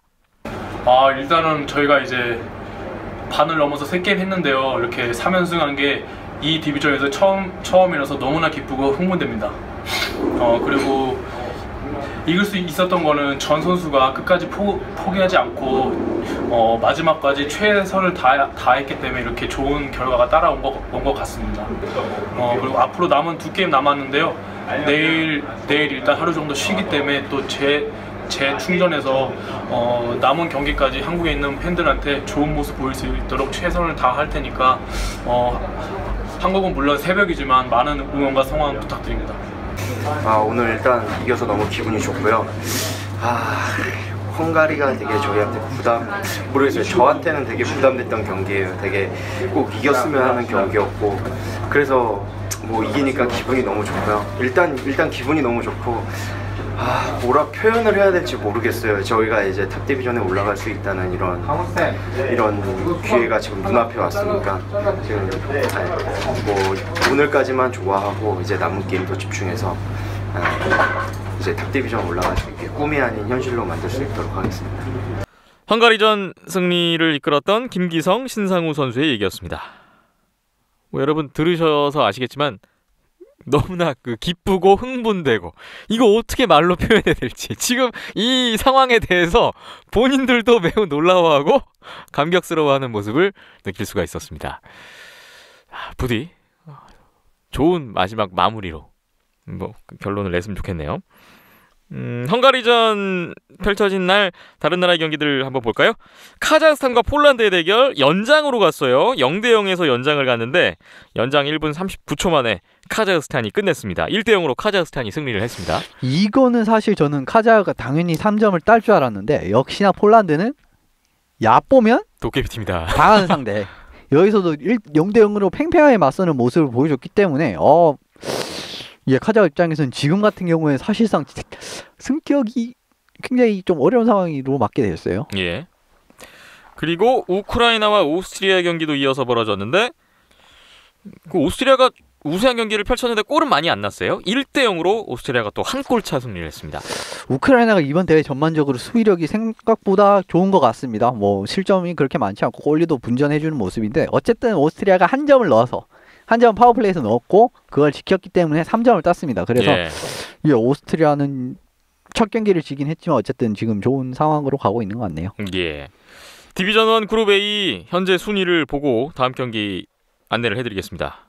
1위 대한민국 3전 3승 승점 9점으로 제일 위에 있고요. 오스트리아가 2승 1패 승점 6점으로 2위. 3위는 카자흐스탄입니다. 1승 1연장승 1패 승점 5점. 4위가 폴란드인데요. 1승 1연장패 1패 승점 4점. 헝가리가 1승 2패로 3점 5위고요. 맨 마지막 6위에 우크라이나가 지금 3전 3패 승점 0점 이렇게 되어 있습니다. 아직 지금 1위부터 6위까지 순위가 아무것도 결론이 난 게 없고요. 이제 우리나라는 2경기가 남아있고 이 2경기 포함해서 이 대회 총 6경기가 남아있습니다. 경기 일정 볼까요? 우리나라의 4번째 상대가 오스트리아입니다. 4월 28일 금요일 오전 2시 30분 한국 시각 기준이에요. 오스트리아를 만납니다. 일단 우리가 지금 남은 2경기에서 승점 2점만 추가하면 2위 이상을 확보할 수 있어요. 승격이 된다는 얘기죠. 그렇죠. 승점 2점이면 승격을 확정짓게 되는데 만약에 오스트리아전에서 승점 2점 이상 승리를 의미하겠습니다. 연장승이든 정규승이든 오스트리아전에서 승점 이상을 얻는다면 마지막 우크라이나전 결과에 관계없이 우리가 이번 대회 우승까지 확정을 하게 됩니다. 그만큼 오스트리아전이 중요한데 그렇죠. 근데 오스트리아가 만만치 않습니다. 어려운 올해. 상대인 건 분명해요. 오히려 그 신장 부분에서 더 크기 때문에 조금 더 고전할 확률이 큽니다. 카자 같은 경우에는 이제 뭐 주축 공격수들의 신장이 그렇게 크지가 않기 때문에 좀 그런 부분에서 좀 카자가 득점을 하는데도 좀 애를 먹었죠. 우리나라 같은 경우에는 지금 수비수들이 기화 선수들이 3명이 탑6에서 한 자리씩을 다 차지하고 있기 때문에 이 리치에서 사실상 좀 어렵거든요. 근데 오스트리아 같은 경우에는 정말 큰 선수들이 많기 때문에 좀 우리나라 선수들도 그렇고 좀 고전할 확률이 어느 정도는 있습니다. 그래서 뭐 이 경기가 좀 중요하기는 할 것 같은데 잘 모르겠네요. 좀 지금까지의 경기력을 보면은 뭐 오스트리아도 이길 수 있을 것 같기도 하고 그런데 뭐 오스트리아도 지금까지의 모습은 지금까지 대회를 치르는 데의 모습은 그렇게 나쁘진 않았거든요. 예. 그런 생각하시면 좀 이 경기가 좀 관건이 될 것 같습니다. 일단 우리에게 좋은 소식인가요? 뉴욕 레인저스가 2라운드에 올라가면서 그러네요. 미하일 그라보너 선수는 안 와요. 예. 뭐 어쨌든 근데 없어도 지금 오스트리아 공격 자체가 지금 또 좋은 선수들이 굉장히 많기 때문에 그래도 안심할 상대는 아닌 것 같고요. 사실상 2점을 따면 되는데 이게 마지막 5차전 말씀을 이제는 좀 이따 드리겠는데 가능성이 높긴 하지만 또 방심을 해서는 안 될 것 같습니다. 예전에 예. 2014년에 D1A 우리나라를 셌을 때 일본이 마지막 2점만 따면 되는 거였는데 헝가리 갑자기 후쿠지가 부상을 당하고 헝가리에서 슛아웃에서 지는 바람에 못 올라간 기억이 있거든요. 2014년에 일본이 초반에 3연승을 해놓고도 아니요 초반에 3연승은 아니었습니다. 예. 그러니까 중간에 오스트리아를 만나서 한번 졌고 3승을 한 상황이었어요. 어쨌든 승점 따고. 2점만 따면 되는 거였는데 그렇죠. 마지막 두 경기에서 아니요 마지막 두 경기 마지막 한 경기에서 2점이었어요. 예. 그렇게만 하면 되는데 결국은 슛아웃에서 지는 바람에 1점으로 마무리했기 때문에 끝까지 방심하면 안 돼요. 예. 이게 D1A가 팀들이 다 실력이 고만고만하기 때문에 뭐 하나 변수가 딱 나오면은 그 좀 전력이 약한 팀이라도 이길 가능성이 있습니다. 그래서 좀 방심하지 않는 게 중요할 것 같네요. 예. 오스트리아전에 이어서 바로 다음 날 4월 29일 토요일 오전 2시 30분 이 대회의 가장 마지막 경기로 치러지는 경기입니다. 우리나라와 우크라이나의 대결이 있습니다. 우크라이나가 지금 어떻게 보면 가장 약체인 것 같긴 한데 말씀 주신 대로 방심하면 안 된다. 네, 절대 방심하면 안 되죠. 우리가 오스트리아전보다 우크라이나전이 승리 확률은 더 높아 보이는 건 사실인데요. 네. 마지막 두 경기 마무리를 잘 해야 되는데 이제 한 가지 저는 좀 거슬리는 게 우크라이나가 혹시 지금 3전 3패인데 우크라이나가 마지막 우리나라와의 경기의 결과에 따라서 우크라이나가 잔류냐 강등이냐가 결정이 그렇습니다. 되는 그게 달려있게 된다면 이것도 우크라이나가 또 어마어마하게 나올 거기 때문에 그 그런 부분은 좀 신경이 쓰이긴 해요. 예, 그런 시나리오가 나오게 된다면 사실상 좀 어려울 확률이 큰데 지금 만약에 혹시나 뭐 이런 상황이 발생할 말이 아니고 그냥 가능성을 말씀드리는 겁니다. 오스트리아전에서 지게 된다. 이러면은 9점이잖아요. 예. 그러면은 어쨌든 그 뒤에 2점을 따면 올라가는 상황인데 이거 작년이랑 좀 비슷하지 않습니까? 작년에도 자력 진출이 가능한 상황이었는데 이탈리아한테 마지막 이탈리아전 이기면 승격, 지면 잔류 이거였는데 그런데 딱 그런 상황이 나올 수가 있거든요. 그리고 마지막 경기를 봤을 때는 우리나라 선수들이 전반적으로 그 중압감을 극복하지 못하는 모습이 많이 나왔습니다. 예. 그렇기 때문에 4차전을 잡고 올라가는 그림을 무조건 만들어야 될 것 같아요. 제가 봤을 때. 우리로서는 최상의 시나리오가 네 번째 경기인 오스트리아전에서 2점 이상 따고 승리해서 그렇죠. 그냥 우승 확정 지어놓고 네. 마지막 우크라이나를 마음 편히 만나는 게 가장 바라는 시나리오입니다.